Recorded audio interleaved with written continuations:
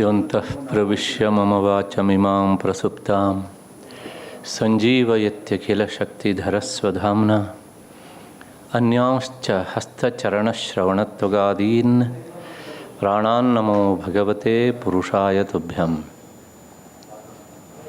ಯಾ ವರ್ಣಪದವಾಕ್ಯಾರ್ಥಗದ್ಯಪದ್ಯಸ್ವರೂಪಿಣಿ ವಾಚಿನರ್ಥಯತು ಕ್ಷಿಪ್ರಂ ಮೇಧಾನ್ ದೇವಿ ಸರಸ್ವತಿ. ಶ್ರುತಿಸ್ಮೃತಿಪುರಾಣಾನಾಂ ಆಲಯಂ ಕರುಣಾಲಯಂ ನಮಾಮಿ ಭಗವತ್ಪಾದಂ ಶಂಕರಂ ಲೋಕಶಂಕರಂ. ಕೂಜಂತಂ ರಾಮ ರಾಮೇತಿ ಮಧುರಂ ಮಧುರಾಕ್ಷರಂ ಆರುಹ್ಯ ಕವಿತಾಶಾಖಾಂ ವಂದೇ ವಾಲ್ಮೀಕಿಕೋಕಿಲಂ. ತಪಸ್ವಾಧ್ಯಾಯನಿರತಂ ತಪಸ್ವಿ ವಾಗ್ವಿದಾಂ ವರಂ ನಾರದಂ ಪರಿಪಪ್ರಚ್ಛ ವಾಲ್ಮೀಕಿ ಮುನಿಪುಂಗವಂ. ಕಲ್ಯಾಣಾನಾಂ ನಿಧಾನಂ ಕಲಿಮಲಮಥನಂ ಪಾವನಂ ಪಾವನಾನಾಂ ಪಾಥೇಯಂ ಯನ್ಮುಮುಕ್ಷೋಃ ಸಪದಿ ಪರಪದಪ್ರಾಪ್ತಯೇ ಪ್ರಸ್ಥಿತಸ್ಯ ವಿಶ್ರಾಮಸ್ಥಾನಮೇಕಂ ಕವಿವರವಚಸಾಂ ಜೀವನಂ ಸಜ್ಜನಾನಾಂ ಬೀಜಂ ಧರ್ಮದ್ರುಮಸ್ಯ ಪ್ರಭವತು ಭವತಾಂ ಭೂತಯೇ ರಾಮನಾಮ.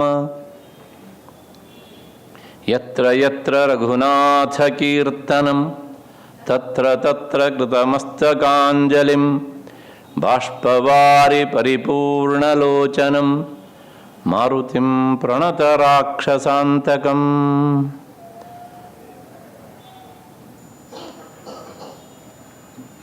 ಉಭಯ ಶ್ರೀಗಳವರ ಪದತಲದಲ್ಲಿ ಸಾಷ್ಟಾಂಗ ಪ್ರಣತಿಗಳನ್ನು ಸಮರ್ಪಿಸಿ ನನ್ನ ಮತ್ತು ನಿಮ್ಮೆಲ್ಲರ ಹೃನ್ಮಂದಿರವನ್ನು ಬೆಳಗ್ತಾ ಇರುವಂತಹ ಶ್ರೀರಾಮ ಎನ್ನುವ ಮಹಾಚೈತನ್ಯ ಸ್ವರೂಪಿಗೆ ಅನಂತ ಪ್ರಣಾಮಗಳನ್ನು ಸಲ್ಲಿಸ್ತಾ ಈ ದಿನದ ಚಿಂತನೆಗೆ ಮುಂದಾಗ್ತಾ ಇದ್ದೇನೆ. ನಿನ್ನೆ ದಿವಸ ದಶರಥನ ವಿಷಯವನ್ನು ಮುಗಿಸಿ ನಾನು ಕೌಸಲ್ಯ ವಿಷಯವನ್ನು ಹೇಳೋದಕ್ಕೆ ಪ್ರಾರಂಭಿಸಿದ್ದೇನೆ.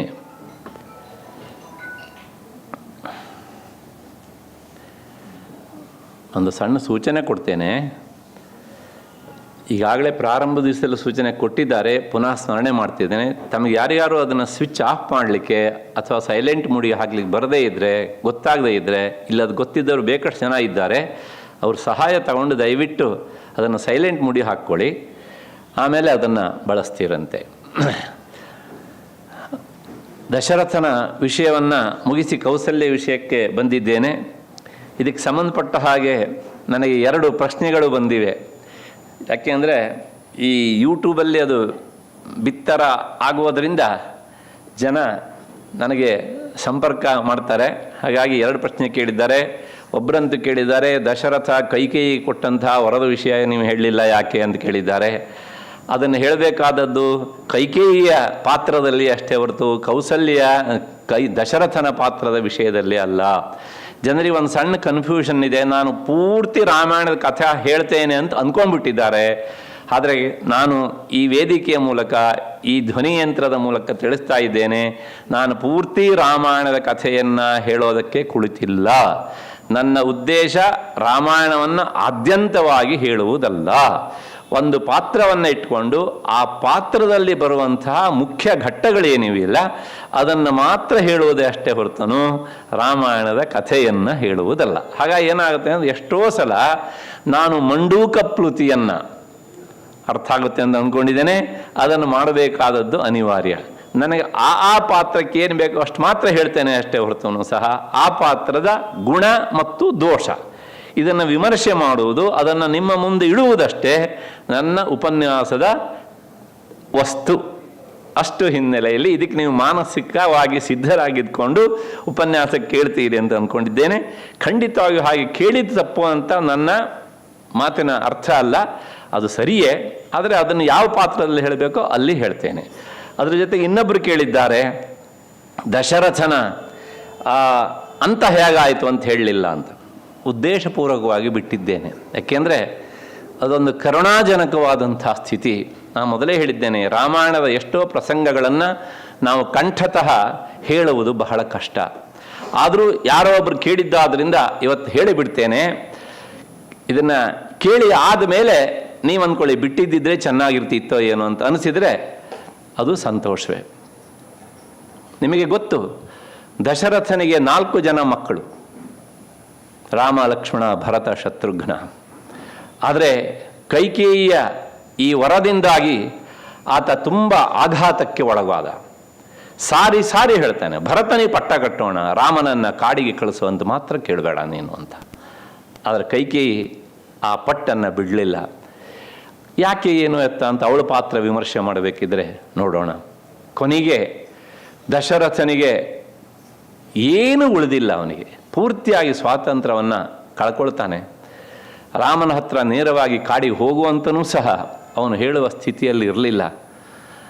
ದಶರಥನ ಮನಸ್ಸಿನಲ್ಲಿ ಒಂದು ಭಾವನೆ ಬಂದಿತ್ತಂತೆ, ಪ್ರಪಂಚದಲ್ಲಿ ಎಲ್ಲ ತಂದೆಯರು ಸಹ ತಾನು ಹೇಳಿದ ಮಾತನ್ನು ತನ್ನ ಮಕ್ಕಳು ಕೇಳಬೇಕು ಅಂತ ಬಯಸ್ತಾರೆ. ಹಾಗೆ ಕೇಳದೇ ಇದ್ರೆ ಬೇಸರ ಮಾಡ್ಕೊಳ್ತಾರೆ. ಆದ್ರೆ ದಶರಥ ಅಂದ್ಕೊಂಡಂದ್ರೆ, ಇವತ್ತು ನಾನು ಹೇಳಿದ ಮಾತನ್ನು ನೀನು ಕಾಡಿಗೆ ಹೋಗು ಅಂತ ನಾನು ಅಪ್ಪಿತಪ್ಪಿ ಹೇಳಿಬಿಟ್ರೆ ಕೈಕೇಯಿಯ ಪ್ರಭಾವಕ್ಕೆ ಒಳಗಾಗಿ ರಾಮ ನನ್ನ ಮಾತನ್ನು ನೆರವೇರಿಸದೇ ಇರಲಿ, ಅದೇ ನನಗೆ ಸಂತೋಷವನ್ನು ಕೊಡ್ತದೆ ಹೀಗೆ ಅಂತ.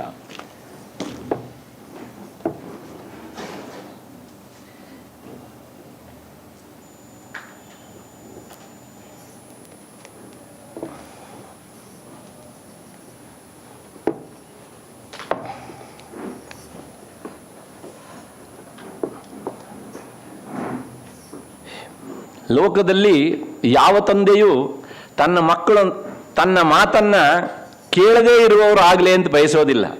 ಆದರೆ ದಶರಥ ಮಾತ್ರ ಆ ಹಂತದಲ್ಲಿ ಹಾಗೆ ಬಯಸಿದನಂತೆ, ನನ್ನ ಮಗ ನನ್ನ ಮಾತನ್ನು ಕೇಳದೇ ಇದ್ದವನಾದರೂ ನನಗೆ ಬಹಳ ಸಂತೋಷ ಅಂತ. ಯಾವ ತಂದೆ ಬಯಸ್ತಾರ್ರಿ ಈ ಮಾತನ್ನು ಅಲ್ವಾ? ಹಾಗಾಗಿ ಅವನ ಸ್ಥಿತಿ ಹೇಗಿತ್ತು ಕೊನೆಗೆ ಊಹೆ ಮಾಡ್ಕೊಳ್ಳಿ ನೀವೇನೆ. ಅದರ ಜೊತೆಗೆ ಕೊನೆಗೆ ಆ ಕೈಕೇಯಿ ಅಂತಃಪುರದಲ್ಲಿ ಇರಲಾರದೆ ಆತ ಕೌಸಲ್ಯ ಅಂತ ಹೇಳ್ತಾನೆ, ನನ್ನನ್ನು ನಿನ್ನ ಅಂತಃಪುರಕ್ಕೆ ಕರ್ಕೊಂಡು ಹೋಗು ಅಂಥೇಳಿ.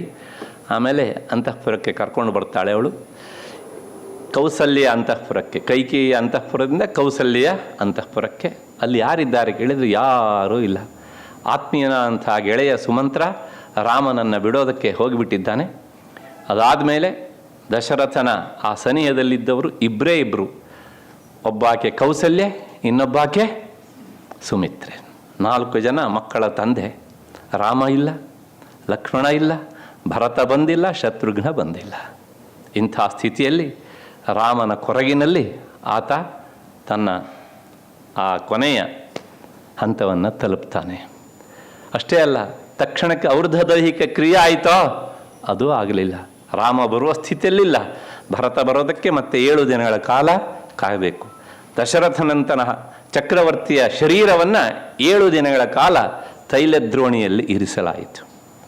ಇಲ್ಲೆಲ್ಲ ಈ ಕಥೆಯನ್ನು ಸೂಕ್ಷ್ಮವಾಗಿ ನೋಡ್ತಾ ಹೋದರೆ ಪ್ರಾಯಶಃ 4 ಮಕ್ಕಳ ತಂದೆಯಾದವನಿಗೂ ಸಹ ಇಂಥ ಪರಿಸ್ಥಿತಿ ಬಂತು ಅಂತಾದರೆ ಆ ಪರಿಸ್ಥಿತಿ ಲೋಕದಲ್ಲಿ ಇಂದು ಹೇಗಿರಬಹುದು ಒಂದು. ಆದರೆ ಸ್ವತಃ ರಾಮನಂಥವನ ಹತ್ರ ಔರ್ಧ್ವದೈಹಿಕ ಕ್ರಿಯೆಯನ್ನು ಮಾಡಿಸಿಕೊಳ್ಳುವ ಭಾಗ್ಯ ದಶರಥನಿಗೆ ಸಿಗಲಿಲ್ಲ. ಅದಕ್ಕೋಸ್ಕರ ನಾನು ಹೇಳಿದ್ದೇನೆ, ಅವನು ಒಂದು ದೃಷ್ಟಿಯಲ್ಲಿ ದುರ್ದೈವಿ ಅಂತ. ಆದರೆ ಈ ಭಾಗ್ಯ ನೋಡಿ ಜಟಾಯುವಿಗೆ ಸಿಕ್ತು. ಆಶ್ಚರ್ಯ ಅಂದರೆ ಅಲ್ವಾ? ಹಾಗಾಗಿ ಯಾರ್ಯಾರ ಸ್ಥಿತಿ ಹೇಗೆ ಅನ್ನೋದು ನಮಗೆ ಗೊತ್ತಾಗುವುದಿಲ್ಲ ಅನ್ನೋದನ್ನು ವಾಲ್ಮೀಕಿ ಮುನಿಗಳು ದಶರಥನ ಈ ಒಂದು ಅಂತಕಾಲದ ಸ್ಥಿತಿಯನ್ನು ತಿಳಿಸೋದ್ರ ಮೂಲಕ ನಮಗೆ ತಿಳಿಸಿಕೊಡ್ತಾರೆ. ಇಷ್ಟು ವಿಷಯ ಯಾರೋ ಒಬ್ಬರು ಕೇಳಿದ್ರಿಂದ ಇದನ್ನು ನಾನು ಹೇಳಬೇಕಾಗಿ ಬಂತು. ಮತ್ತೆ ಕೌಸಲ್ಯ ಪಾತ್ರವನ್ನು ನಾವು ನೋಡ್ತಾ ಇದ್ದೇವೆ. ಕೌಸಲ್ಯೆ ಎಂಥವಳು ಅಂತ ನಾನು ನಿನ್ನೆ ಹೇಳಿದ್ದೇನೆ.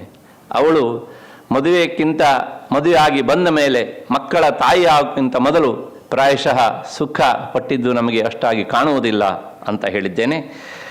ಆಕೆ ರಾಮ ಬಂದು ಹೇಳಿದಾಗ, ನಾನು ಕಾಡಿಗೆ ಹೋಗ್ತಾ ಇದ್ದೇನೆ, ಆಶೀರ್ವಾದ ಮಾಡು ಅಂತ ಕೇಳಿದಾಗ ತಾಯಿಗೆ ನಮಸ್ಕರಿಸಿ ಎದ್ದು ನಿಂತಾಗ ಹೇಳ್ತಾಳೆ, ನಿನ್ನ ಶತ್ರುಗಳು ಇಂದು ಸತ್ತರು. ಕೌಸಲ್ಯ ಮಾತು ಇದು. ಆದರೆ ನಮ್ಮ ಶತ್ರುಗಳು ವಿಜೃಂಭಿಸಿದರು. ಇಲ್ಲಿ ಅಷ್ಟು ಹೇಳಿ ಒಂದು ಮಾತನ್ನು ಹೇಳ್ತಾಳೆ, ಈ ಸುಮಿತ್ರೆಯನ್ನು ಮತ್ತು ಸುಮಿತ್ರೆಯ ಬಳಗದವರನ್ನು ನನ್ನನ್ನು ಸಂತೋಷಗೊಳಿಸು.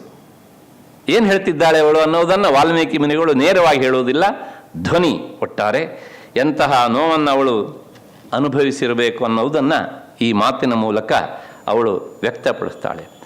ಅಷ್ಟೇ ಅಲ್ಲ, ಇಷ್ಟೆಲ್ಲ ಆದರೂ ಸಹ ಅವಳಿಗೆ ಏನು ಸಿಗಬೇಕಿತ್ತೋ ಅದು ಸಿಗದೇ ಇದ್ದರೂ ಸಹ ದಶರಥನಿಗೆ ಕೌಸಲ್ಯ ವಿಷಯದಲ್ಲಿ ಒಂದು ರೀತಿಯ ತಿರಸ್ಕಾರ ಭಾವನೆ ಇತ್ತು ಅಂತ ನಾವು ಹೇಳೋದಕ್ಕಾಗೋದಿಲ್ಲ.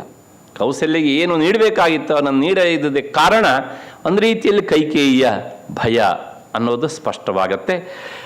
ಆತ ಕೌಸಲ್ಯಗೆ ತಾನು ಏನು ಕೊಡಬೇಕೋ, ಏನು ಒದಗಿಸಿಕೊಡ್ಬೇಕೋ ಅದನ್ನು ಕೊಡಲಿಕ್ಕಾಗಲಿಲ್ಲ ಅಂತ ಪಶ್ಚಾತ್ತಾಪ ಪಟ್ಟಿದ್ದಾನೆ. ಅವನದೇ ಮಾತು ನೋಡಿ, ಜ್ಯೇಷ್ಠಾಯಾಮಸಿ ಮೇ ಪತ್ನ್ಯಾಂ ಸದೃಶ್ಯಾಂ ಸದೃಶಃ ಸುತಃ. ರಾಮನನ್ನು ಕುರಿತು ಹೇಳುವಂಥ ಮಾತು ಇದು.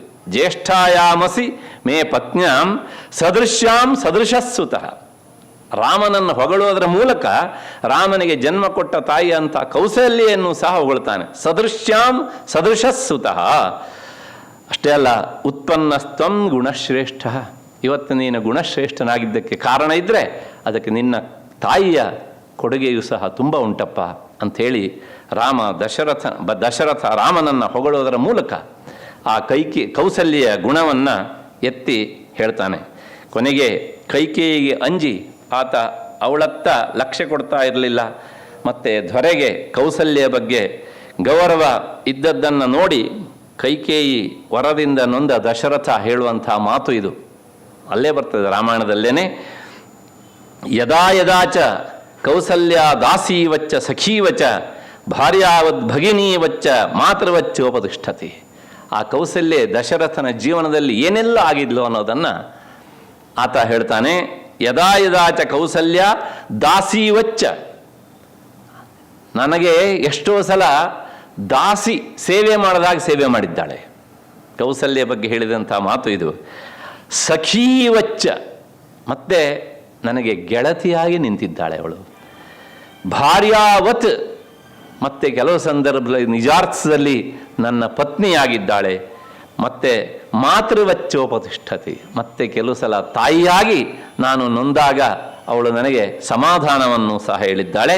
ತಾಯಿ ಹಾಗೆ ನನ್ನನ್ನು ನೋಡಿಕೊಂಡಿದ್ದಾಳೆ ಹೀಗೆ ಅಂತ. ಹೀಗೆ ಸತತಂ ಪ್ರಿಯಕಾಮಾಮೇ.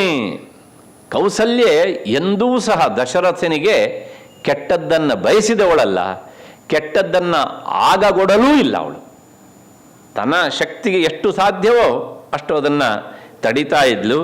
ಅದರ ಜೊತೆಗೆ ಪ್ರಿಯಪುತ್ರ ಪ್ರಿಯಂ ವದ, ಈ ಎಲ್ಲ ಶಬ್ದಗಳು ನಾನು ಹೇಳಿದೇನೆ ನಿಮಗೆ ಅರ್ಥ ಆಗ್ತದೆ. ಪ್ರಿಯಪುತ್ರ ಅಂದರೆ ನನಗೆ ಪ್ರಿಯನಾದಂಥ ಮಗನನ್ನು ಹೆತ್ತು ಕೊಟ್ಟವಳು. ಅದನ್ನು ಕೊಟ್ಟೆ ಅಂಥೇಳಿ ಜಂಬ ಅವಳಿಗಿಲ್ಲ. ಪ್ರಿಯಂ ವದ, ಸದಾ ಮೃದುಭಾಷಿಣಿಯಾಗಿ ನನ್ನ ಅಂತರಂಗಕ್ಕೆ ತೃಪ್ತಿ ಕೊಡುವಂಥ ಮಾತನ್ನು ಹೇಳಿದವಳು. ನಮಯ ಸತ್ಕೃತಾ ದೇವಿ. ದಶರಥನ ಮಾತು ಈಗ ನೋಡಿ, ನಮಯ ಸತ್ಕೃತಾ ದೇವಿ. ಇಂಥ ಕೌಸಲ್ಯಗೆ ನಾನು ಏನು ಕೊಡಬೇಕಿತ್ತೋ ಆ ಗೌರವವನ್ನು ನನ್ನ ಅಂತಃಪುರದ ಕಡೆಯಿಂದ ಕೊಡೋದಕ್ಕೆ ಆಗಲಿಲ್ಲ. ಸತ್ಕಾರಾರ್ಹ ಕೃತೆ ತವ. ಯಾರಿಗೋಸ್ಕರ? ಸತ್ಕಾರಾರ್ಹ ಅವಳು, ಆದರೆ ನಿನಗೋಸ್ಕರ ನಾನು ಮಾಡಲಿಲ್ಲ ಅಂತ ಕೈಕೇಯಿ ಹತ್ರ ಹೇಳ್ತಾ ಇರುವಂತಹ ಮಾತು. ಅಷ್ಟೇ ಅಲ್ಲ, ಮತ್ತೆ ಇದಾನೀಂ ತತ್ತಪತಿ ಮಾಂ. ಅಂತಹ ಕೌಸಲ್ಯಗೆ, ರಾಮನಂಥ ಮಗನನ್ನು ಹೆತ್ತುಕೊಟ್ಟಂತಹ ಕೌಸಲ್ಯಗೆ ನಾ ಅನ್ಯಾಯ ಮಾಡಿದೆ ಅಂತ ತತ್ತಪತಿ, ಅದು ನನ್ನ ಹೃದಯವನ್ನು ಕಿತ್ತು ಕಿತ್ತು ತಿಂತಾ ಇದೆ. ಅಷ್ಟೇ ಅಲ್ಲ, ಯನ್ಮಯ ಸುಕೃತಂ ತ್ವಯಿ ಇದಾನೀಂ. ಮತ್ತೆ ಅಪಥ್ಯ ವ್ಯಂಜನೋಪೇತಂ ಭುಕ್ತಮನ್ನಮಿವ ಆತುರಂ. ಇದು ಹೇಗಾಗಿದೆ ಕೇಳಿದರೆ, ನಿನ್ನನ್ನು ಕಟ್ಟಿಕೊಂಡು ನಾನು ಹೀಗೆ ಅನುಭವಿಸ್ತಾ ಇದ್ದೇನೆ. ಹೇಗೆ ಅಂದರೆ, ತಿನ್ನಬಾರದನ್ನು ತಿಂದವನಿಗೆ ಹೇಗೆ ಒಳಗಿದ್ದು ಆಹಾರ ತೊಂದರೆ ಕೊಡ್ತದೆಯೋ, ತಿನ್ನಬಾರದ ಆಹಾರ, ಹಾಗಾಗಿದೆ ನನ್ನ ಪರಿಸ್ಥಿತಿ ಅಂತ ದಶರಥ ಕೈಕೇಯಿಗೆ ಹೇಳುವುದರ ಮೂಲಕ ಕೌಸಲ್ಯ ನನಗೆ ಇಂಥ ಸ್ಥಿತಿಯನ್ನು ತರದೇ ಇರುವಂಥ ನಿಜವಾದ ಅರ್ಥದಲ್ಲಿ ಅವಳು ಸದ್ಗ್ರಹಿಣಿ, ಪತ್ನಿ ಧರ್ಮವನ್ನು ಹೇಗೆ ಪಾಲಿಸಬೇಕು ಅನ್ನೋದನ್ನು ಅವಳು ತೋರಿಸಿಕೊಟ್ಟಿದ್ದಾಳೆ ಅಂತ ದಶರಥ ಹೇಳ್ತಾನೆ. ಆದರೆ ಒಂದೇ ಒಂದು ಸಲ ಮಾತ್ರ ಕೌಸಲ್ಯೆ ತನ್ನ ತಾಳ್ಮೆಯನ್ನು ಕಳೆದುಕೊಂಡು ದಶರಥನ ಬಗ್ಗೆ ಮಾತನಾಡಿದ್ದು ನಮಗೆ ರಾಮಾಯಣದಲ್ಲಿ ಸಿಗ್ತದೆ. ಅದಾದ ಮರುಕ್ಷಣದಲ್ಲಿ ಅಯ್ಯೋ ನಾನು ತಪ್ಪು ಆಡಿಬಿಟ್ಟೆ ಅಂತ ಆ ತಾಯಿ ಪಶ್ಚಾತ್ತಾಪ ಪಟ್ಟಿದ್ದನ್ನೂ ವಾಲ್ಮೀಕಿ ಮುನಿಗಳು ಹೇಳ್ತಾರೆ ಅಂತ. ಏನು ಅಂದರೆ ಕೋಪದಿಂದ ಹೇಳಿದ್ದು, ಕಠೋರವಾಗಿ ನುಡಿತಾಳೆ ಗಂಡನಿಗೆ. ತತ್ರ ತ್ವಂ ಚೈವ ಮೇ ನಾಸ್ತಿ. ರಾಮ ಕಾಡಿಗೆ ಹೋದಂಥ ಸಂದರ್ಭ, ಅಂದರೆ ಹೋಗಲೇಬೇಕಾದಂಥ ಸಂದರ್ಭ. ಆಗ ಇದಕ್ಕೆಲ್ಲ ಕಾರಣ ದಶರಥನೇ, ಅವನ ದುಡುಕು ನಿರ್ಧಾರ ಎನ್ನುವ ಅರ್ಥದಲ್ಲಿ ಹೇಳ್ತಾಳೆ, ತತ್ರ ತ್ವಂ ಚೈವ ಮೇ ನಾಸ್ತಿ. ಯಾಕೆಂದರೆ ನನ್ನ ಭಾಗಕ್ಕೆ ನೀವು ಮೊದಲೂ ಸುಖ ಕೊಟ್ಟವರಲ್ಲ, ಈಗಲೂ ಕೊಟ್ಟವರಲ್ಲ. ಈಗಂತೂ ನೀವು ನನಗೇನೂ ಮಾಡ್ತಾ ಇಲ್ಲ. ಯಾಕೆಂದರೆ ನೀವು ಒಂದು ರೀತಿಯಲ್ಲಿ ನಿಮ್ಮ ನಿಯಂತ್ರಣವನ್ನು ಕಳ್ಕೊಂಡು ಬಿಟ್ಟಿದ್ದೀರಿ. ಮತ್ತು ರಾಮಶ್ಚ ವನಮಾಶ್ರಿತ, ನಾನು ನಿಮ್ಮನ್ನು ಬಿಟ್ಟರೆ ಬೇರೆ ಯಾರಿಂದ ಸುಖವನ್ನು ನಿರೀಕ್ಷಿಸಬಹುದಿತ್ತೋ ಅಂಥ ರಾಮನೂ ಸಹ ವನಕ್ಕೆ ಹೊರಟೋಗಿದ್ದಾನೆ. ನವನಂಗಂತಮಿಚ್ಛಾಮಿ, ನಾನು ಕಾಡಿಗೆ ಹೋಗ್ತೇನೆ, ನಿನ್ನ ಜೊತೆಗೆ ಬರ್ತೇನೆ ಅಂತಂದರೆ ರಾಮ ನನಗೆ ಅದಕ್ಕೆ ಅವಕಾಶವನ್ನು ಕೊಡಲಿಲ್ಲ. ಅದು ದೊಡ್ಡ ಅವರಿಬ್ಬರ ಸಂವಾದ ಬೇರೆ ರೀತಿಯಲ್ಲೇ ಉಂಟು, ಅದನ್ನು ನಾವು ರಾಮನ ಪಾತ್ರದಲ್ಲಿ ನೋಡ್ತೇವೆ. ಹೀಗೆ ಅಂತ ಸರ್ವಥಾ ನಿಹತ, ನಾನು ಒಟ್ಟಂದಲ್ಲಿ ಹೇಳಬೇಕು ಅಂತ ಆದರೆ ನಾನು ಒಂದು ರೀತಿಯಲ್ಲಿ ನಿಹತ ಇದ್ದು ಸತ್ತವಳಾಗಿದ್ದೇನೆ. ಕೌಸಲ್ಯ ಮಾತು ಕೊನೆಗೆ ಮುಂದುವರೆದು ಹೇಳ್ತಾಳೆ ಅವಳು, ಹತಂ ತ್ವಯಾ ರಾಜ್ಯಮಿದಂ ಸ್ವರಾಷ್ಟ್ರಂ ಸರಾಷ್ಟ್ರಂ. ದಶರಥನಿಗೆ ಹೇಳಿದ ಮಾತು, ನೀನು ತಪ್ಪನ್ನ ಮಾಡಿ ಕೌಕೇಯಿಯ ವಿಷಯದಲ್ಲಿ ನೀನು ಹಾಳಾದೆ, ಮತ್ತು ರಾಜ್ಯವನ್ನು ಸಹ ನೀನು ಅಂತ ಹೇಳಿದೆ, ನೀವು ಸಹ ಹಾಳಾದ್ರಿ, ರಾಜ್ಯವನ್ನು ಸಹ ಹಾಳು ಗೆಡಹಿದರಿ. ಹತಸ್ತಥಾತ್ಮ ಸಹ ಮಂತ್ರಿಭಿಶ್ಚ, ಮಂತ್ರಿಗಳ ಜೊತೆಗೆ ನೀವು ಸಹ ಹಾಳಾಗಿ ಹೋದ್ರಿ. ಹತಾ ಸಪುತ್ರಾಸ್ಮಿ ಹತಾಶ್ಚ ಪೌರಾಹ, ಮಗನನ್ನು ಹೆತ್ತು ಮಗನು ಇಲ್ಲದವಳ ಅಂತ ನಾನು ಸತ್ತೆ, ಈ ಪಟ್ಟಣಿಗರು ಸತ್ರು. ಸುತಶ್ಚ ಭಾರ್ಯಾಚ ತವ ಪ್ರಹೃಷ್ಟೌ, ಇಬ್ಬರು ಮಾತ್ರ ಇಲ್ಲಿ ಸಂತೋಷ ಪಟ್ಟಾರು. ಸುತ ಅಂದರೆ ಭರತ, ಮತ್ತೆ ಭಾರ್ಯ ಕೈಕೇಯಿ, ಇಬ್ಬರು ಮಾತ್ರ ಅಂತ. ತಕ್ಷಣ ಅವಳಿಗೆ ಅನಿಸ್ಬಿಡ್ತು, ನಾನು ಮಾತನಾಡಿದ್ದು ಹೆಚ್ಚಾಯಿತು ಅಂಥೇಳಿ ತಕ್ಷಣ ಹೇಳ್ತಾಳೆ ಅವಳು, ಪುತ್ರ ಶೋಕಾರ್ಥಯ ತತ್ತು ಮಯ ಕಿಮಪಿ ಭಾಷಿತ, ನನ್ನ ಕ್ಷಮಿಸ್ಬಿಡ್ರಿ, ರಾಮನನ್ನು ಅಗಲಿ ಅವನ ವ್ಯಥೆಯಿಂದಾಗಿ ನಾನು ಏನೋ ಹರಟುಬಿಟ್ಟೆ, ತಪ್ಪಾಡಿಬಿಟ್ಟೆ, ತಪ್ಪು ಆಡಬಾರದಿತ್ತು, ಹಾಗಾಗಿ ಕ್ಷಮಿಸ್ಬಿಡಿ. ಅಂದರೆ ಈ ಮಾತನ್ನು ಹೇಳುವುದರ ಮೂಲಕ ಒಂದು ಸಲ ತನಗಾದಂಥ ಎಲ್ಲ ಬೇಸರವನ್ನು ಸಹ ಅವರು ಈಚೆ ಹಾಕಿಬಿಡ್ತಾಳೆ ಈ ರೀತಿಯಾಗಿ. ಇಷ್ಟಾದ ಮೇಲೆ ಕೌಸಲ್ಯ ಉದ್ಯೋಗಕ್ಕೆ ಇನ್ನೊಂದು ಸನ್ನಿವೇಶ ಭರತನ ವಿಷಯದಲ್ಲಿ. 7 ಹಗಲು 7 ರಾತ್ರಿ ಪ್ರಯಾಣ ಮಾಡಿ ಭರತ ಬರ್ತಾನೆ ಅಯೋಧ್ಯೆಗೆ. ಇಲ್ಲಿ ಅಷ್ಟು ಮಾತ್ರ ಹೇಳ್ತೇನೆ, ಮಿಕ್ಕಿದ್ದನ್ನು ಅವನ ಪಾತ್ರದಲ್ಲಿ ಹೇಳ್ತೇನೆ. ಬಂದ ಮೇಲೆ ನೇರವಾಗಿ ಆತ ಬರಬೇಕಿದ್ರೆ ಎಲ್ಲ ಅವಲಕ್ಷಣಗಳನ್ನು ನೋಡ್ತಾ ನೋಡ್ತಾ ನೋಡ್ತಾ ಬರ್ತಾನೆ.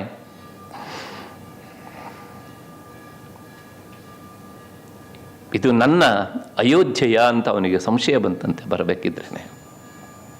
ಕೊನೆಗೆ ಸುಮಂತ್ರನ ಹತ್ರ ಕೇಳ್ತಾನೆ ಯಾಕೆ ಅಂತ. ಸುಮಂತ್ರ ಕೇವಲ ಮೌನಿಯಾಗಿ ಉತ್ತರಿಸಿದ, ಯಾವ ಪ್ರಶ್ನೆಗೂ ಉತ್ತರ ಇಲ್ಲ. ನೇರವಾಗಿ ತನ್ನ ತಾಯಿಯ ಅಂತಃಪುರಕ್ಕೆ ಹೋಗಿ ಕೈಕೇಯಿ ಹತ್ರ ಹೋಗಿ, ಭರತ ಬರುವಾಗ ಅಲ್ಲಿ ಪೂರ್ತಿಯಾಗಿ ಆಶೌಚ ದಶರಥ ಮಡದಿದ್ದಾನೆ. ಆಗ ಸುವರ್ಣ ಖಚಿತವಾದ ಸಿಂಹಾಸನದಲ್ಲಿ ಕುಳಿತಿದ್ಲು ಯಾರು? ಕೈಕೇಯಿ. ಕೊನೆಗೆ ಅವಳಿಗೆ ವಂದಿಸಿ ಆತ ಮಾತನಾಡ್ತಾನೆ. ಎಲ್ಲೋ ಒಂದು ಕಡೆಗೆ ಗೊತ್ತಾಯಿತು ಅವನಿಗೆ, ಇದೆಲ್ಲದಕ್ಕೂ ಸಹ ನನ್ನ ತಾಯಿ ಮಾಡಿದಂಥ ತಪ್ಪು ಕಾರಣ ಅಂಥೇಳಿ.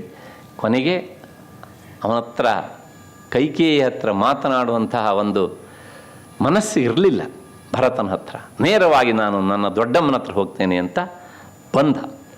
ಭರತ ಬಂದು ಇದನ್ನು ತಿಳಿದಂಥ ಕೌಸಲ್ಯೆ ಆಗ ಒಂದು ಮಾತು ಹೇಳ್ತಾಳೆ, ಇದು ಕೈಕೇಯಿಯ ಮೇಲಿನ ಬೇಸರದಿಂದ ಭರತನನ್ನು ಕ್ಷಣಕಾಲ ಅಪಾರ್ಥ ಮಾಡಿಕೊಂಡು ಹೇಳಿದಂತಹ ಮಾತು. ಅಂದರೆ ಎಂತಹ ವ್ಯಕ್ತಿಗಾದರೂ ಸಹ ಕೆಲವು ಸಲ ತಪ್ಪು ಭಾವನೆ ಬರ್ತದೆ ಅನ್ನೋದಕ್ಕೆ ಕೌಸಲ್ಯೆ ಇಲ್ಲಿ ನಮ್ಮ ಮುಂದೆ ಒಂದು ಸಣ್ಣ ಚಿತ್ರಣವನ್ನು ಕೊಡ್ತಾಳೆ. ಆಗತಃ ಕ್ರೂರ ಕರ್ಮಾಯಾಹ ಕೈಕೇಯ್ಯಾಹ ಭರತಸುತಃ. ಆ ಕ್ರೂರ ಕರ್ಮಿಯಾದಂತಹ ಕೈಕೇಯಿಯ ಮಗ ಬಂದ ಅಂತ ಕೌಸಲ್ಯೆ ಉದ್ಗಾರ ತೆಗೆದಿದ್ದಾಳೆ. ತಮಹಂ ದ್ರಷ್ಟುಮಿಚ್ಛಾಮಿ, ಬರಲಿ ಅವನು, ನಾನು ಅವನನ್ನು ನೋಡ್ತೇನೆ. ಯಾಕೆಂದರೆ ಭರತಂ ದೀರ್ಘದರ್ಶಿನಂ, ಇಷ್ಟು ಬೇಗನೆ ಈ ರಾಜ್ಯವನ್ನು ತನ್ನ ಅಧೀನಕ್ಕೆ ತೆಗೆದುಕೊಳ್ಬೇಕು, ತಾನು ರಾಜನಾಗಬೇಕು ಅಂತ ಬಯಸಿದನಲ್ಲ ಅವನು. ಹಾಗಾಗಿ ಅವನು ಬರಲಿ, ಅವನ ದೀರ್ಘದರ್ಶಿತ್ವ ಹೇಗಿದೆ ಅಂತ ನಾನು ನೋಡ್ತೇನೆ ಅಂಥೇಳಿ ಭರತನನ್ನು ಸಂಶಯದಿಂದ ನೋಡಿಬಿಟ್ರು.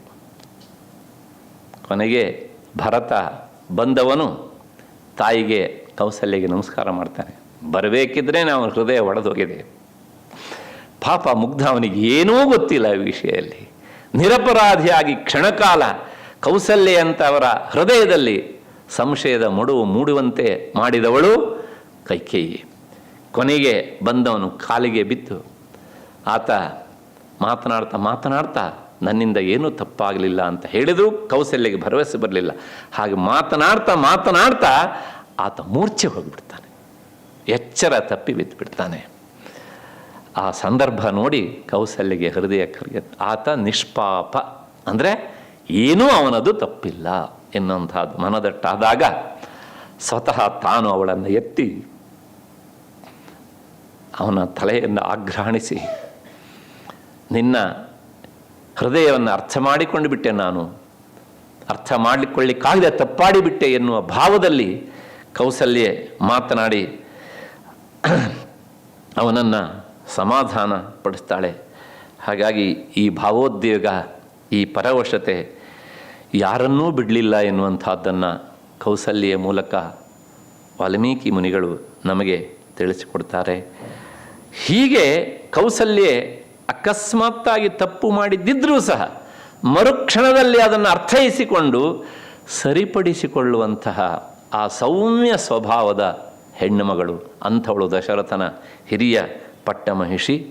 ಇಂತಹ ಕೌಸಲ್ಯೆ ರಾಮ ನಮಸ್ಕಾರ ಮಾಡಲಿಕ್ಕೆ ಬಂದಾಗ, ನಾನು ವನವಾಸಕ್ಕೆ ಹೋಗ್ತಾ ಇದ್ದೇನೆ ಅಂತ ಹೇಳೋದಕ್ಕೆ ಬಂದಾಗ ಅವನನ್ನು ಧರ್ಮದ ಹಗ್ಗದಿಂದ ಕಟ್ಟೋದಕ್ಕೆ ಪ್ರಯತ್ನ ಪಡ್ತಾಳೆ. ನೀನು ಹೋಗಬಾರದು ಕಾಡಿಗೆ ಅಂತ. ಒಂದೇ ಶ್ಲೋಕದಲ್ಲಿ ವಾಲ್ಮೀಕಿ ಮುನಿಗಳು 4 ಸಲ ಧರ್ಮ ಎನ್ನುವ ಶಬ್ದವನ್ನು ಬಳಸಿದ್ದಾರೆ. ನೋಡಿ ಅದರ ಸ್ವಾರಸ್ಯ ಆಗುಂಟು ಅಂತ.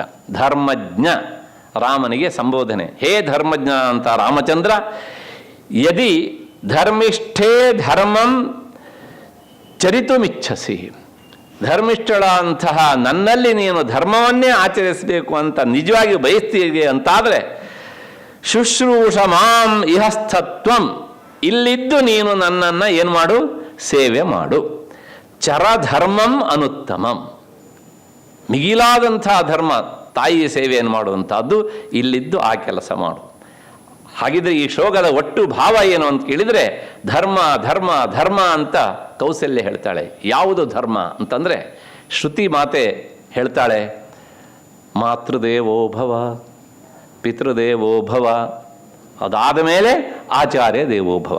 ಅಂದರೆ ಈ ಮಾತನ್ನು ಹೇಳುವಾಗ ಕೌಸಲ್ಯ ಮನಸ್ಸಿನಲ್ಲಿದ್ದಂಥ ಭಾವ ಏನು ಕೇಳಿದರೆ, ನಿನ್ನಪ್ಪ ನೀನು ಕಾಡಿಗೆ ಹೋಗಬೇಕು ಅಂತ ಹೇಳ್ದ ಅಲ್ವಾ, ಸರಿ ಪಿತೃವಾಕ್ಯವನ್ನು ಪಾಲನೆ ಮಾಡು. ಆದರೆ ವಸಿಷ್ಠರು ನಿನಗೇನು ಪಾಠ ಹೇಳಿದ್ದಾರೆ? ಮಾತೃದೇವೋ ಭವ ಅನ್ನೋದು ಮೊದಲ, ಪಿತೃದೇವೋ ಭವ ಅನ್ನೋದು ಮೊದಲ.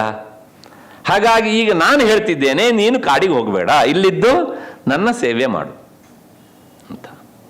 ಹಾಗಾಗಿ ನೀನು ಕಾಡಿಗೆ ಹೋಗಬಾರದು ಅಂತ ನಾನು ಹೇಳ್ತೇನೆ. ಒಂದು ಕ್ಷಣಕಾಲ ನಾವೆಲ್ಲರೂ ರಾಮನಾಗ್ಬಿಡೋಣ ಏನು ವಿಚಾರ ಮಾಡ್ತಿದ್ವಿ? ತಕ್ಷಣ ಬಂದು ಹೇಳ್ತಿದ್ವಲ್ಲ ಅಪ್ಪನ ಹತ್ರ, ಅಪ್ಪ ಅಮ್ಮ ಹೇಳಿದ್ದಾಳೆ ಹಾಗಾಗಿ ನಾನು ಕಾಡಿಗೆ ಹೋಗೋದಿಲ್ಲ. ಕೈಕೇಯಿ ಬಂದು ಹೇಳ್ತಿದ್ವಿ ನಾವು. ಯಾಕೆ? ಶ್ರುತಿ ಹೇಳುವ ಮಾತು ಅದು, ಮಾತೃದೇವೋಭವ. ಅವಳನ್ನು ತೃಪ್ತಿಪಡಿಸುವುದು ಮಗನಾದ ನನ್ನ ಕರ್ತವ್ಯ. ಅವಳು ಹೇಳಿದ್ದಾಳೆ ಹೋಗಬೇಡ ಅಂತ ನಾನು ಹೋಗ್ತಾ ಇಲ್ಲ ಅಂತ ಹೇಳ್ತಿದ್ವಿ. ಆದರೆ ರಾಮ ಇದಕ್ಕೆ ಸುದೀರ್ಘವಾದಂಥ ಉತ್ತರವನ್ನು ಕೊಡ್ತಾನೆ.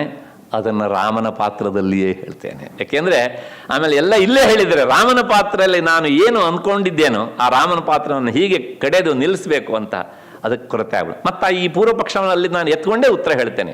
ನೀವು ಮರೆತರೂ ಚಿಂತೆ ಎಲ್ಲ ನೆನಪಿಸಿಕೊಂಡು ಹೇಳ್ತೇನೆ ಮತ್ತು ಅದನ್ನು ಹೀಗೆ ಅಂತ. ಯಾಕೆಂದರೆ ಭಾಳ ಸುಂದರವಾದಂಥ ಉತ್ತರ ಕೊಡ್ತಾನೆ. ಅದಾದ ಮೇಲೆ ಮತ್ತೆ ಪುನಃ ಕೌಸಲ್ಯೆ ಇನ್ನೊಂದು ಮಾತು ಹೇಳ್ತಾಳೆ, ನಾನು ನಿನ್ನ ಜೊತೆಗೆ ಬರ್ತೇನೆ, ಕರ್ಕೊಂಡು ಹೋಗ್ಬಿಡು ಅಂತ. ಅದಕ್ಕೂ ರಾಮ ಉತ್ತರ ಕೊಡ್ತಾನೆ. ಎಲ್ಲವನ್ನೂ ಸಹ ಧರ್ಮದ ಚೌಕಟ್ಟಿನ ನೆಲೆಯಲ್ಲಿ ಉತ್ತರ ಕೊಡ್ತಾನೆ ರಾಮ ಕೌಸಲ್ಯಗೆ. ಏನು ಹೇಳ್ತಾನೆ? ಅದೊಂದು ಮಾತನ್ನು ಹೇಳಿಬಿಡ್ತೇನೆ, ನೀನು ನನ್ನ ಜೊತೆಗೆ ಬರಬಾರ್ದಮ್ಮ ಈಗ. ಯಾಕೆಂದರೆ ಯಾವುದೇ ಒಬ್ಬಾಕೆ ಹೆಣ್ಣು ಮಗಳು ಮಕ್ಕಳ ಜೊತೆಗೆ ಹೋಗೋದು ಯಾವಾಗ ಅಂತಂದರೆ ತನ್ನ ಪತಿಯನ್ನು ಕಳ್ಕೊಂಡಾದ ಮೇಲೆ. ಅಲ್ಲಿಯವರೆಗೆ ಅವಳು ಯಾರ ಜೊತೆಗೆ ಇರಬೇಕು? ಗಂಡನ ಜೊತೆಗೆ ಇರಬೇಕು. ಈ ಮಾತನ್ನು ಹೇಳಿದಾಗ ಇಂಥ ಬಹಳಷ್ಟು ಮಾತುಗಳು ಬರ್ತವೆ. ಅದಕ್ಕೋಸ್ಕರ ಹೇಳಿದೆ, ರಾಮ ಹೇಳಿದಂಥ ಮಾತು ಅಂದರೆ ಅದೊಂದು ರೀತಿಯ ಸುಪ್ರೀಂ ಕೋರ್ಟ್ ಜಡ್ಜ್ಮೆಂಟ್ ಇದ್ದಂಗೆ ಇರ್ತದೆ. ಯಾರೂ ಅದನ್ನು ಅಲ್ಲಾಡಿಸೋದಕ್ಕಾಗೋದಿಲ್ಲ ಅಂತ. ಕೊನೆಗೆ ಕೌಸಲ್ಯೆ ಅದು ಎಲ್ಲದಕ್ಕೂ ಸಹ ಒಪ್ಪುತ್ತಾಳೆ. ಆ ಕಾಡಿಗೆ ಬರ್ತೇನೆ ಅಂತ ಹೇಳುವಾಗ ಅವಳು ಹೇಳಿದಂಥ ಮಾತು, ಶ್ರೇಯೋ ಮುಹೂರ್ತಂ ತವ ಸನ್ನಿಧಾನಂ. ನೀನು ಎಲ್ಲಿರ್ತೀಯೋ ಅಲ್ಲಿ ನಾನಿರುವುದು ನನಗೆ ಶ್ರೇಯಸ್ಸಲ್ವೇನೋ. ತವ ಸನ್ನಿಧಾನಂ ಶ್ರೇಯ ಅಂತ ಎಲ್ಲ ಹೇಳಿ ರಾಮನನ್ನು ಕಟ್ಟಿ ಹಾಕಲಿಕ್ಕೆ ಪ್ರಯತ್ನ ಪಡ್ತಾಳೆ ಅವಳು. ಒಂದು ತಾಯಿಯಾಗಿ ತಾಯಿಯ ಹೃದಯ ಏನೆಲ್ಲ ಹೇಳಬೇಕು ಅಂತ ಅನಿಸೋದು ಎಲ್ಲವನ್ನೂ ಹೇಳಿದ್ದಾಳೆ ಅವಳು. ಆದರೆ ರಾಮ ಅದೆಲ್ಲದಕ್ಕೂ ಸಹ ಒಂದು ಚೂರು ಅವಳಿಗೆ ಬೇಸರ ಆಗದೆ ಇರುವ ಹಾಗೆ ಅವಳಿಗೇನೆ ನೀನು ಹೇಳ್ತಾ ಇರೋ ಸರಿ ಅಂತ ಅನ್ನಿಸ್ಬೇಕು ಹಾಗೆ ಉತ್ತರವನ್ನು ಕೊಡ್ತಾನೆ.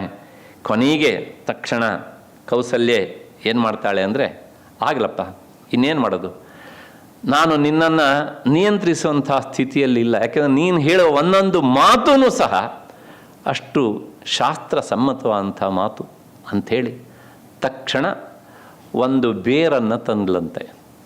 ಆ ಬೇರು ಅದರ ಹೆಸರು ವಿಶಲ್ಯಕರಣಿ ಅಂತ. ಆ ಬೇರನ್ನು ತಂದು ಅದನ್ನು ದಾರದಿಂದ ಕಟ್ಟಿ ರಾಮನ ಬಲಗೈಗೆ ಅದನ್ನು ಕಟ್ತಾಳೆ. ಅವತರಿಸಿ ಬಂದವನು ಪರಮಾತ್ಮನೇ ಆಗಿರ್ಬೋದು, ಆದರೆ ತಾಯಿಗೆ ಮಗ ಅಲ್ವಾ. ಕಟ್ಟಿ ಹೇಳ್ತಾಳೆ ಏನಂದರೆ, 14 ವರ್ಷಗಳಾದ ಮೇಲೆ ನೀನು ಬರುವುದನ್ನು ನಾನು ನೋಡುವಂತಾಗಲಿ.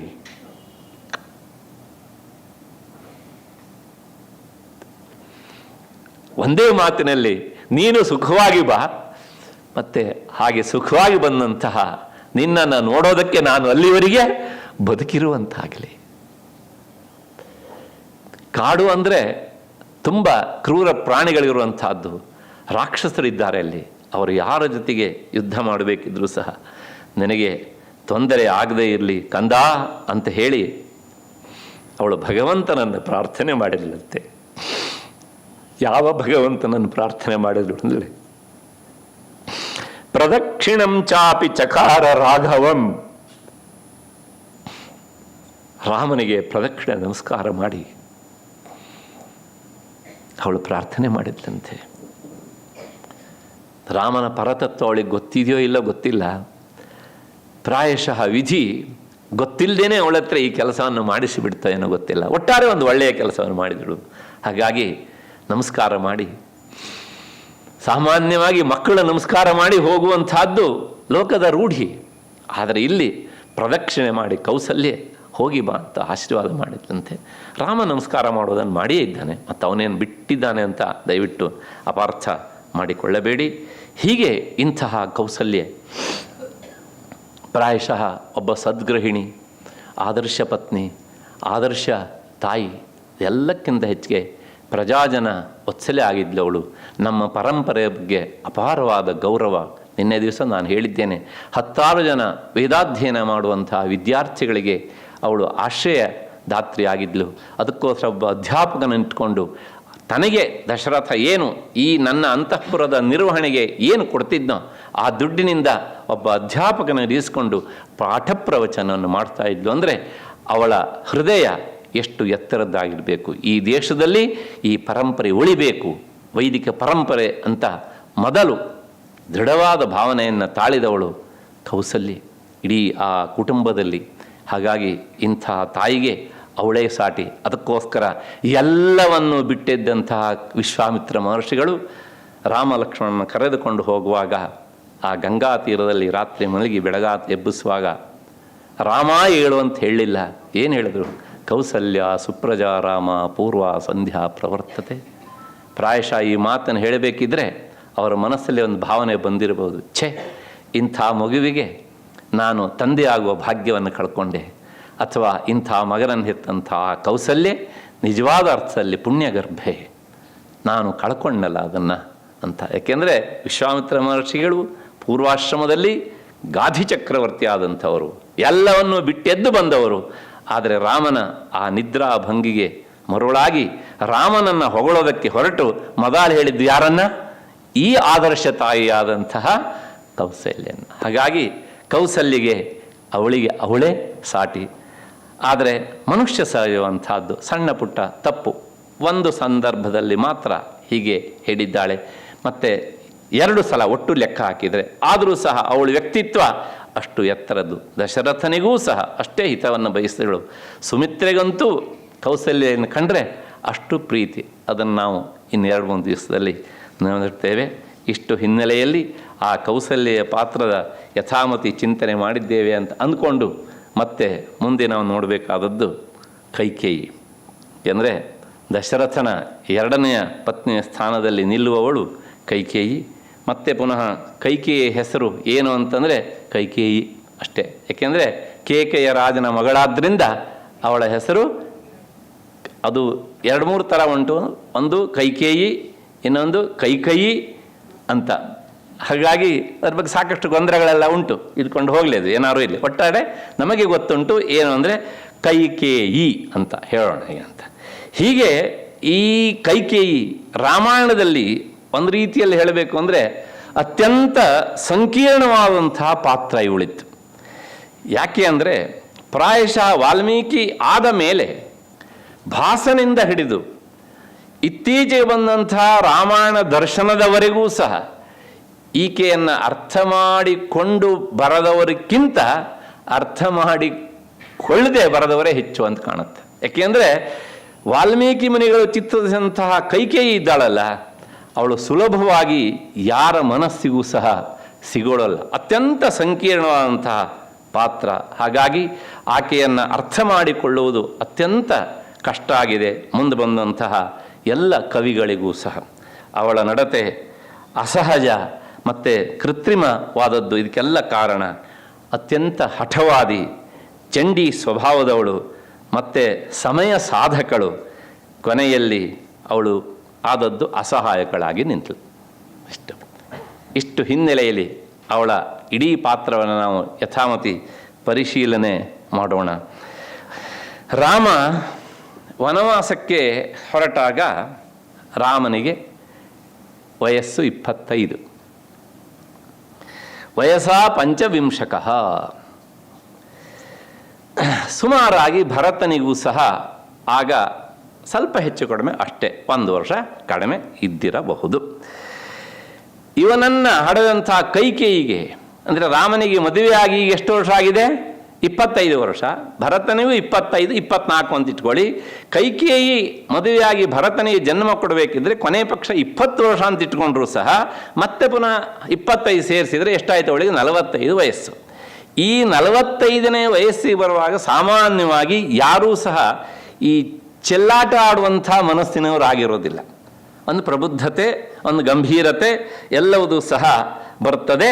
ಯಾಕೆಂದರೆ ಅವಳೇ ಹೇಳಿದಂಥ ಮಾತಿನ ಹಿನ್ನೆಲೆಯಲ್ಲಿ 18 ವರ್ಷಾಣಿ ಮಮ ಜನ್ಮನಿ ಗಣ್ಯತೆ ಅಂತ. ಹೀಗೆ ಅವಳು 45ನೇ ವಯಸ್ಸಿನಲ್ಲಿದ್ದಾಳೆ. ಈಗ ಆ 45ನೇ ವಯಸ್ಸಿನಲ್ಲಿದ್ದರೂ ಸಹ ಒಂದು ರೀತಿಯ ಸ್ವಲ್ಪ ವಿಕ್ಷಿಪ್ತ ಚಂಚಲ ಸ್ವಭಾವದ ಆಗಿ ಇದ್ದದ್ದು ನಮಗೆ ರಾಮಾಯಣದಲ್ಲಿ ಕಾಣುತ್ತದೆ. ಅಷ್ಟೇ ಅಲ್ಲ, ಕೈಕೇಯಿ ಗಟ್ಟಿ ಹೃದಯ, ದಿಟ್ಟತನದ ಹೆಣ್ಣು ಮಗಳು. ಇದನ್ನು ನಾವು ಒಪ್ಪಿಕೊಳ್ಳೇಬೇಕು ಎಲ್ಲರೂ ಸಹ. ಯಾಕೆ ಕೇಳಿದರೆ ಆದ್ದರಿಂದಲೇ ನೋಡಿ, ಆಕೆ ಬಾಲ್ಯದಲ್ಲಿರುವಂಥ ತನ್ನ ಮಗನನ್ನು ಒಂದು ಸಲನೂ ಅವಳಾಗಿ ಕರೆಸ್ಕೊಂಡು ದಾಖಲಿಲ್ಲ ಅಯೋಧ್ಯೆಗೆ. ಅಂದರೆ ಹೆತ್ತ ತಾಯಿಯಾಗಿ ಅವಳಿಗೆ ಆ ಗಟ್ಟಿತನ ಉಂಟು. ಮಗ ಹಿಡ್ದಿದ್ದಾರೋ ಅಲ್ಲಿರಲಿ, ಮಗನನ್ನು ನೋಡಬೇಕು ಅನ್ನೋಂಥ ಆಸೆಯೂ ಸಹ ಅವಳಿಗೆ ಬಂದಿಲ್ಲ.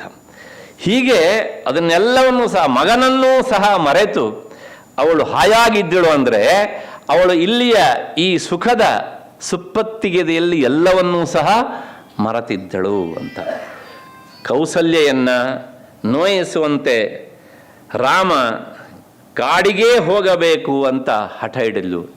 ಇಲ್ಲಿ ಒಂದು ಸಣ್ಣ ಸೂಕ್ಷ್ಮ ವಿಷಯವನ್ನು ಹೇಳ್ತಾಳೆ ವಾಲ್ಮೀಕಿ ಮುನಿಗಳು. ರಾಮ ಕಾಡಿಗೆ ಹೋಗಬೇಕು ಅನ್ನೋದು ಮಂಥರೆಯಿಂದ ಬಂದದ್ದಾದರೂ ಸಹ ಎಲ್ಲೋ ಒಂದು ಕಡೆಗೆ ಕೌಸಲ್ಯ ಬಗ್ಗೆ ಅವಳಿಗೆ ಒಂದು ರೀತಿಯ ಸವತಿಯ ಮಾತ್ಸರ್ಯ ಇತ್ತು. ಹಾಗಾಗಿ ರಾಮ ಕಾಡಿಗೆ ಹೋಗಲಿ, ಯಾಕೆಂದರೆ ಅದರಿಂದ ಕೌಸಲ್ಯಗೆ ನೋವಾಗಲಿ ಅಂತ. ಕನ್ನಡದಲ್ಲಿ ಒಂದು ಮಾತು ಹೇಳ್ತಾರೆ, ಓರ್ಗೀತಿ ಅಂತ. ಅದೇ ವಾರ್ಗೀತಿ ಅಂತ. ಹಾಗಾಗಿ ಅದು ಸ್ವಲ್ಪ ಓರ್ವರೆ ಆಗಿರೋದೇ ಸ್ವಭಾವ ಅಂತ ಸೂಚಿಸುವಂಥದ್ದು ಇರ್ಬೋದೇನು ಗೊತ್ತಿಲ್ಲ. ಹೀಗೆ ಇದು ಅವಳ ಸ್ವಭಾವ ಆಗಿತ್ತು. ಆದರೆ ಈ ಸ್ವಭಾವ ಅವಳಲ್ಲಿ ಸಹಜವಾಗಿತ್ತೋ ಅಂತ ಕೇಳಿ ಹೇಳೋದು ಕಷ್ಟ. ಅದಕ್ಕೋಸ್ಕರ ನಾನು ಹೇಳಿದ್ದೀನಿ, ಅತ್ಯಂತ ಸಂಕೀರ್ಣವಾದಂಥ ಪಾತ್ರ, ಇದಮಿತ್ತಂ ಅಂತ ನಿರ್ಣಯ ಮಾಡಲಿಕ್ಕೆ ಆಗದೇ ಇರುವಂಥ ಪಾತ್ರ. ಯಾಕಿಷ್ಟೆಲ್ಲ ಹೇಳ್ತಿದ್ದೇನೆ ಅಂದರೆ, ರಾಮನ ಪಟ್ಟಾಭಿಷೇಕದ ಸುದ್ದಿಯನ್ನು ಮೊದಲು ಮಂಥರೆ ತಂದು ಹೇಳಿದಾಗ ಅವಳ ಪ್ರತಿಕ್ರಿಯೆ ಹೇಗಿತ್ತು, ಎಂಥ ಕೈಕೇಯಿ ನಾವು ನೋಡ್ತೇವೆ ಗೊತ್ತಾ ಅಲ್ಲಿ. ಹೀಗೆ ಅತೀವ ಸಾ ಸಂಹೃಷ್ಟ, ಅದನ್ನು ಕೇಳಿದಾಗ ಅತ್ಯಂತ ಸಂತೋಷಪಟ್ಟಿದ್ದಾಳೆ ಅವಳು ಕೈಕೇಯಿ. ಸುಸಂಹೃಷ್ಟ, ಸಂಹೃಷ್ಟ ಅಂತ ಹೇಳಿ ಸಾಕಾಗಿತ್ತು. ವಾಲ್ಮೀಕಿ ಮಗಳು ಸುಸಂಹೃಷ್ಟ ಅಂತಾರೆ ಮತ್ತೊಮ್ಮೆ ಅಂತ. ಅಷ್ಟು ಸಂತೋಷಪಟ್ಟಿದ್ದಾಳೆ. ನಾವು ನೀವೆಲ್ಲರೂ ಕೈಕೇಯಿ ಎಂದ ತಕ್ಷಣ ಏನು ಭಾವನೆಯನ್ನು ತಾಳ್ತೇವೋ ಆ ಭಾವನೆಗೆ ತೀರ ವಿರುದ್ಧವಾದ ದಿಕ್ಕಿನಲ್ಲಿ ಅವಳು ನಿಲ್ತಾಳೆ. ಅದರ ಜೊತೆಗೆ ಮಂಥರಿಗೆ ಆಕೆ ಒಂದು ಮಾತು ಹೇಳ್ತಾಳೆ, ಇದಂತೂ ಮಂಥರೇ ಮಹ್ಯಂ ಆಖ್ಯಾಸಿ ಪರಮಂ ಪ್ರಿಯಂ. ಎಂಥ ಒಳ್ಳೆಯ ಸುದ್ದಿಯನ್ನು ಹೇಳ್ತಿದ್ದೀಯ ಇವತ್ತು ನೀನು ನನಗೆ. ರಾಮನಿಗೆ ಪಟ್ಟಾಭಿಷೇಕ ಅನ್ನೋದರ ಮೂಲಕ ಇದಕ್ಕಿಂತ ಒಳ್ಳೆಯ ಸುದ್ದಿ ಉಂಟ? ನನ್ನ ಜೀವನದಲ್ಲಿ ಕೇಳಲಾರೆ ಅನ್ನುವ ಹಾಗೆ ಇಷ್ಟು ಒಳ್ಳೆಯ ಸುದ್ದಿ ಹೇಳಿದ್ದೀಯ ಅಂತ ಅಂದ್ಕೊಂಡು, ಏತನ್ಮೇ ಪ್ರಿಯಮಾಖ್ಯಾತಂ, ಹೀಗೆ ಮಾತನ್ನು ಹೇಳುವುದರ ಮೂಲಕ, ಈ ಸುದ್ದಿಯನ್ನು ತಂದು ಒಪ್ಪಿಸೋದ್ರ ಮೂಲಕ ನನಗೆ ಅತ್ಯಂತ ಪ್ರಿಯವಾದಂಥ ಸುದ್ದಿಯನ್ನು ನೀನು ಕೊಟ್ಟಿದ್ದೀಯೇ. ಹೀಗೆಲ್ಲ ಹೇಳ್ತಾ ಹೇಳ್ತಾ ಅವಳು ಮುಂದುವರೆದು ಒಂದು ಮಾತನ್ನು ಹೇಳ್ತಾಳೆ, ರಾಮೇವಾ ಭರತೇವಾಹಂ ವಿಶೇಷಂ ನೋಪಲಕ್ಷಯೇ ತಸ್ಮಾತ್ ತುಷ್ಯಾಮಿ ಯದ್ರಾಜ ರಾಮಂ ರಾಜ್ಯೇಭಿಷೇಕ್ಷ್ಯತಿ. ಮಂಥರೆ, ನಿಜವಾಗಿ ಹೇಳಬೇಕಾ, ನನಗೆ ರಾಮ ಮತ್ತು ಭರತರಲ್ಲಿ ಭೇದವೇ ಗೊತ್ತಿಲ್ಲ. ರಾಮನಿಗಿಂತ ಭರತ ಹೆಚ್ಚು ಅಂತ ಒಂದು ದಿನವೂ ನಾನು ಅಂದ್ಕೊಂಡಿಲ್ಲ. ಯಾಕೆಂದರೆ ರಾಮ ಭರತನಿಗಿಂತ ಹೆಚ್ಚಾಗಿ ನನ್ನನ್ನು ಪ್ರೀತಿಸ್ತಾನೆ. ಸತ್ಯವೂ ಹೌದಾಗಿತ್ತು ಅದು. ಹಾಗಾಗಿ ನನಗೆ ರಾಮ ಕಡಿಮೆ ಭರತ ಹೆಚ್ಚು ಅಂತ ಯಾವತ್ತೂ ಭಾವನೆ ಬಂದಿಲ್ಲ. ಹಾಗಾಗಿ ಅವರಿಬ್ಬರಲ್ಲಿ ನನಗೆ ಯಾವುದೇ ರೀತಿಯ ವ್ಯತ್ಯಾಸ ಇಲ್ಲ. ತಸ್ಮಾತ್ ತುಷ್ಯಾಮಿ, ಅದಕ್ಕೋಸ್ಕರ ನನಗೆ ಬಹಳ ಸಂತೋಷ ಆಗಿದೆ. ಯದ್ ರಾಜ ರಾಮಂ ರಾಜ್ಯ ಅಭಿಷೇಕ್ಷತಿ. ಏಕೆಂದರೆ ನಮ್ಮ ಯಜಮಾನರು ರಾಮನನ್ನು ಈ ಪಟ್ಟದಲ್ಲಿ ಕುಳ್ಳಿರಿಸಿ ಪಟ್ಟಾಭಿಷೇಕ ಮಾಡ್ತಾರಲ್ಲ, ಇದಕ್ಕಿಂತ ಸಂತೋಷ ಸುದ್ದಿ ಇನ್ನೇನುಂಟು ಮಂಥರೆ? ನೀನು ಯಾಕೆ ಒಂಥರ ಬೇರೆ ಬೇರೆ ರೀತಿಯಲ್ಲಿ ಮಾತನಾಡ್ತಾ ಇದ್ದೀಯೆ ಅಂಥೇಳಿ ತನ್ನ ಕತ್ತಿನಲ್ಲಿರುವಂಥ ಹಾರವನ್ನು ತೆಗೆದುಕೊಟ್ಟಿದ್ದಾಳೆ ಅವಳು. ಅಷ್ಟರ ಮಟ್ಟಿಗೆ ಆಕೆ ಈ ವಿಷಯವನ್ನು ಕೇಳಿ ಸಂಭ್ರಮಿಸಿದ್ದಾಳೆ. ಸಂತೋಷದಿಂದ ಕ್ಷಣಕಾಲ ಕುಣಿದಾಡಿರಬೇಕು. ತುಳಸಿ ರಾಮಾಯಣದಲ್ಲಿ ಒಂದು ಮಾತು ಬರುತ್ತೆ. ಇನ್ನೂ ಮುಂದೆ ಹೋಗಿ ಆಕೆ ಒಂದು ಮಾತು ಹೇಳಿದ್ದಾಳೆ ತುಳಸಿ ರಾಮಾಯಣದ ಪ್ರಕಾರ. ಏನು ಅಂದರೆ, ದೇವರು, ಇದು ಕೈಕೇಯಿ ಮಾತು, ನನಗೆ ಇನ್ನೊಂದು ಜನ್ಮ ಅಂತ ಕೊಟ್ಟರೆ ನನಗೆ ರಾಮನೇ ಮಗನಾಗಿ ಹುಟ್ಟಬೇಕು, ನಾನು ರಾಮನಿಗೆ ತಾಯಿಯಾಗಬೇಕು. ಅಷ್ಟೇ ಅಲ್ಲ, ಸೀತೆಯೇ ನನಗೆ ಸೊಸೆಯಾಗಬೇಕು. ಏನು ಹೇಳ್ತೀರಿ ನೀವು? ಹಾಗಾಗಿ ಕೈಕೇಯಿಯನ್ನು ನಾವು ಹೀಗೆ ಅಂಗೈಯಲ್ಲಿ ಹಿಡಿದು ಅರ್ಥ ಮಾಡ್ಕೊಳ್ತೇವೆ ಅಂದರೆ ಅದು ಭ್ರಮೆ. ಆದರೂ ಸಹ ಅವಳನ್ನು ನಾವು ಪೂರ್ತಿ ಬಿಟ್ಟು ಬಿಡೋಣ ಅಂದರೆ ಅದೂ ಸಹ ಆಗೋದಿಲ್ಲ. ಅಷ್ಟೇ ಅಲ್ಲ, ಮುಂದೆ ಅವಳೇ ಒಂದು ಮಾತನ್ನು ಹೇಳ್ತಾಳೆ. ಏನು ಅಂದರೆ, ಭರತಶ್ಚಾಪಿ ರಾಮಸ್ಯ ಧ್ರುವಂ ವರ್ಷಶತಾತ್ ಪರಂ. ಆಗಲಿ ಬಿಡು, ಇವತ್ತು ರಾಮನಿಗೆ ಪಟ್ಟಗಟ್ಲಿ ನನ್ನ ಯಜಮಾನರು, ಒಳ್ಳೇದಾಯ್ತು. ಮುಂದೆ ಒಂದು ದಿವಸ ಅಲ್ಲೊಂದು ಶಬ್ದ ಉಂಟು, ವರ್ಷಶತಾದಪಿ ಅಂತ, 100 ವರ್ಷ ಆದಮೇಲೆ ಆದ್ರೂ ಸಹ ನನ್ನ ಮಗ ಮತ್ತು ಪುನಃ ಪಟ್ಟಾಭಿಷಿಕ್ತನಾಗ್ತಾನೆ ರಾಮನಾದ್ಮೇಲೆ ಅಂತ. ಈ ಮಾತನ್ನು ಹೇಳುವುದರ ಮೂಲಕ ನಮಗೆ ಒಂದು ಸೂಕ್ಷ್ಮ ವಿಷಯವನ್ನು ವಾಲ್ಮೀಕಿ ಮುನಿಗಳು ತಿಳಿಸ್ತಾರೆ. ರಾಜಕೀಯ ಪ್ರಜ್ಞೆ ಕೈಕೇಯಿಗೆ ಎಷ್ಟಿರಬೇಕು ಅಷ್ಟು ಇರಲಿಲ್ಲ. ಅವಳು ಅಂದ್ಕೊಂಡಿದ್ದಾಳೆ, ರಾಮ ನಾಳೆ ಅವನ ಅವಧಿ ಮುಗಿದ ಮೇಲೆ ಮುಂದೆ ಕ್ರಮವಾಗಿ ಭರತನೋ ಲಕ್ಷ್ಮಣನೋ ಹೀಗೆ ಬರುತ್ತೆ, ಹಾಗಾಗಿ ನನ್ನ ಮಗನು ಒಂದು ದಿವಸ ಈ ಪಟ್ಟದಲ್ಲಿ ಕೂತ್ಕೊಳ್ತಾನೆ ಅಂತ. ಆದರೆ ಸೂರ್ಯವಂಶದ ಇಕ್ಷ್ವಾಕು ವಂಶದ ಕ್ರಮ ಹೇಗಿತ್ತು ಅಂದರೆ, ರಾಮ ಪಟ್ಟದಲ್ಲಿ ಕುಳಿತಾದ್ಮೇಲೆ ಅವನು ಹಿರಿಯ ಮಗನಾದ್ದರಿಂದ ಮಂಥರೇ ಹೇಳ್ತಾಳೆ ಆ ಮಾತನ್ನು, ನಿನಗೇನು ಗೊತ್ತಿಲ್ಲ ದಡ್ಡಿ ನೀನು ಅಂತ. ಮುಂದೆ ರಾಮನ ಮಗನಿಗೆ ಆ ಪಟ್ಟ ಹೋಗುತ್ತೆ ಅಷ್ಟೇ ಹೊರತನೂ ಸಹ ನಿನಗೆ ಬರುವುದಿಲ್ಲ, ನೀನು ರಾಜಕೀಯ ವಿಷಯದಲ್ಲಿ ಅನಭಿಜ್ಞಳು. ಹಾಗಾಗಿ ವಾಲ್ಮೀಕಿ ಮುನಿಗಳು ಆಕೆಯನ್ನು ರಾಜಕೀಯ ವಿಷಯದಲ್ಲಿ ಏನು ಗೊತ್ತಿಲ್ಲ ಅನ್ನೋ ಹಾಗೆ ನಮಗೆ ಚಿತ್ರಿಸಿ ಕೊಡ್ತಾರೆ. ಆದರೆ ಮಂಥರೆ ಅದನ್ನೆಲ್ಲವನ್ನು ಸಹ ಎಚ್ಚರಿಸ್ತಾರೆ. ಪಿತೃಪೈತಾಮಹಂ ರಾಜ್ಯಂ ಪ್ರಾಪ್ನುಯಾತ್ ಪುರುಷರ್ಷಭ.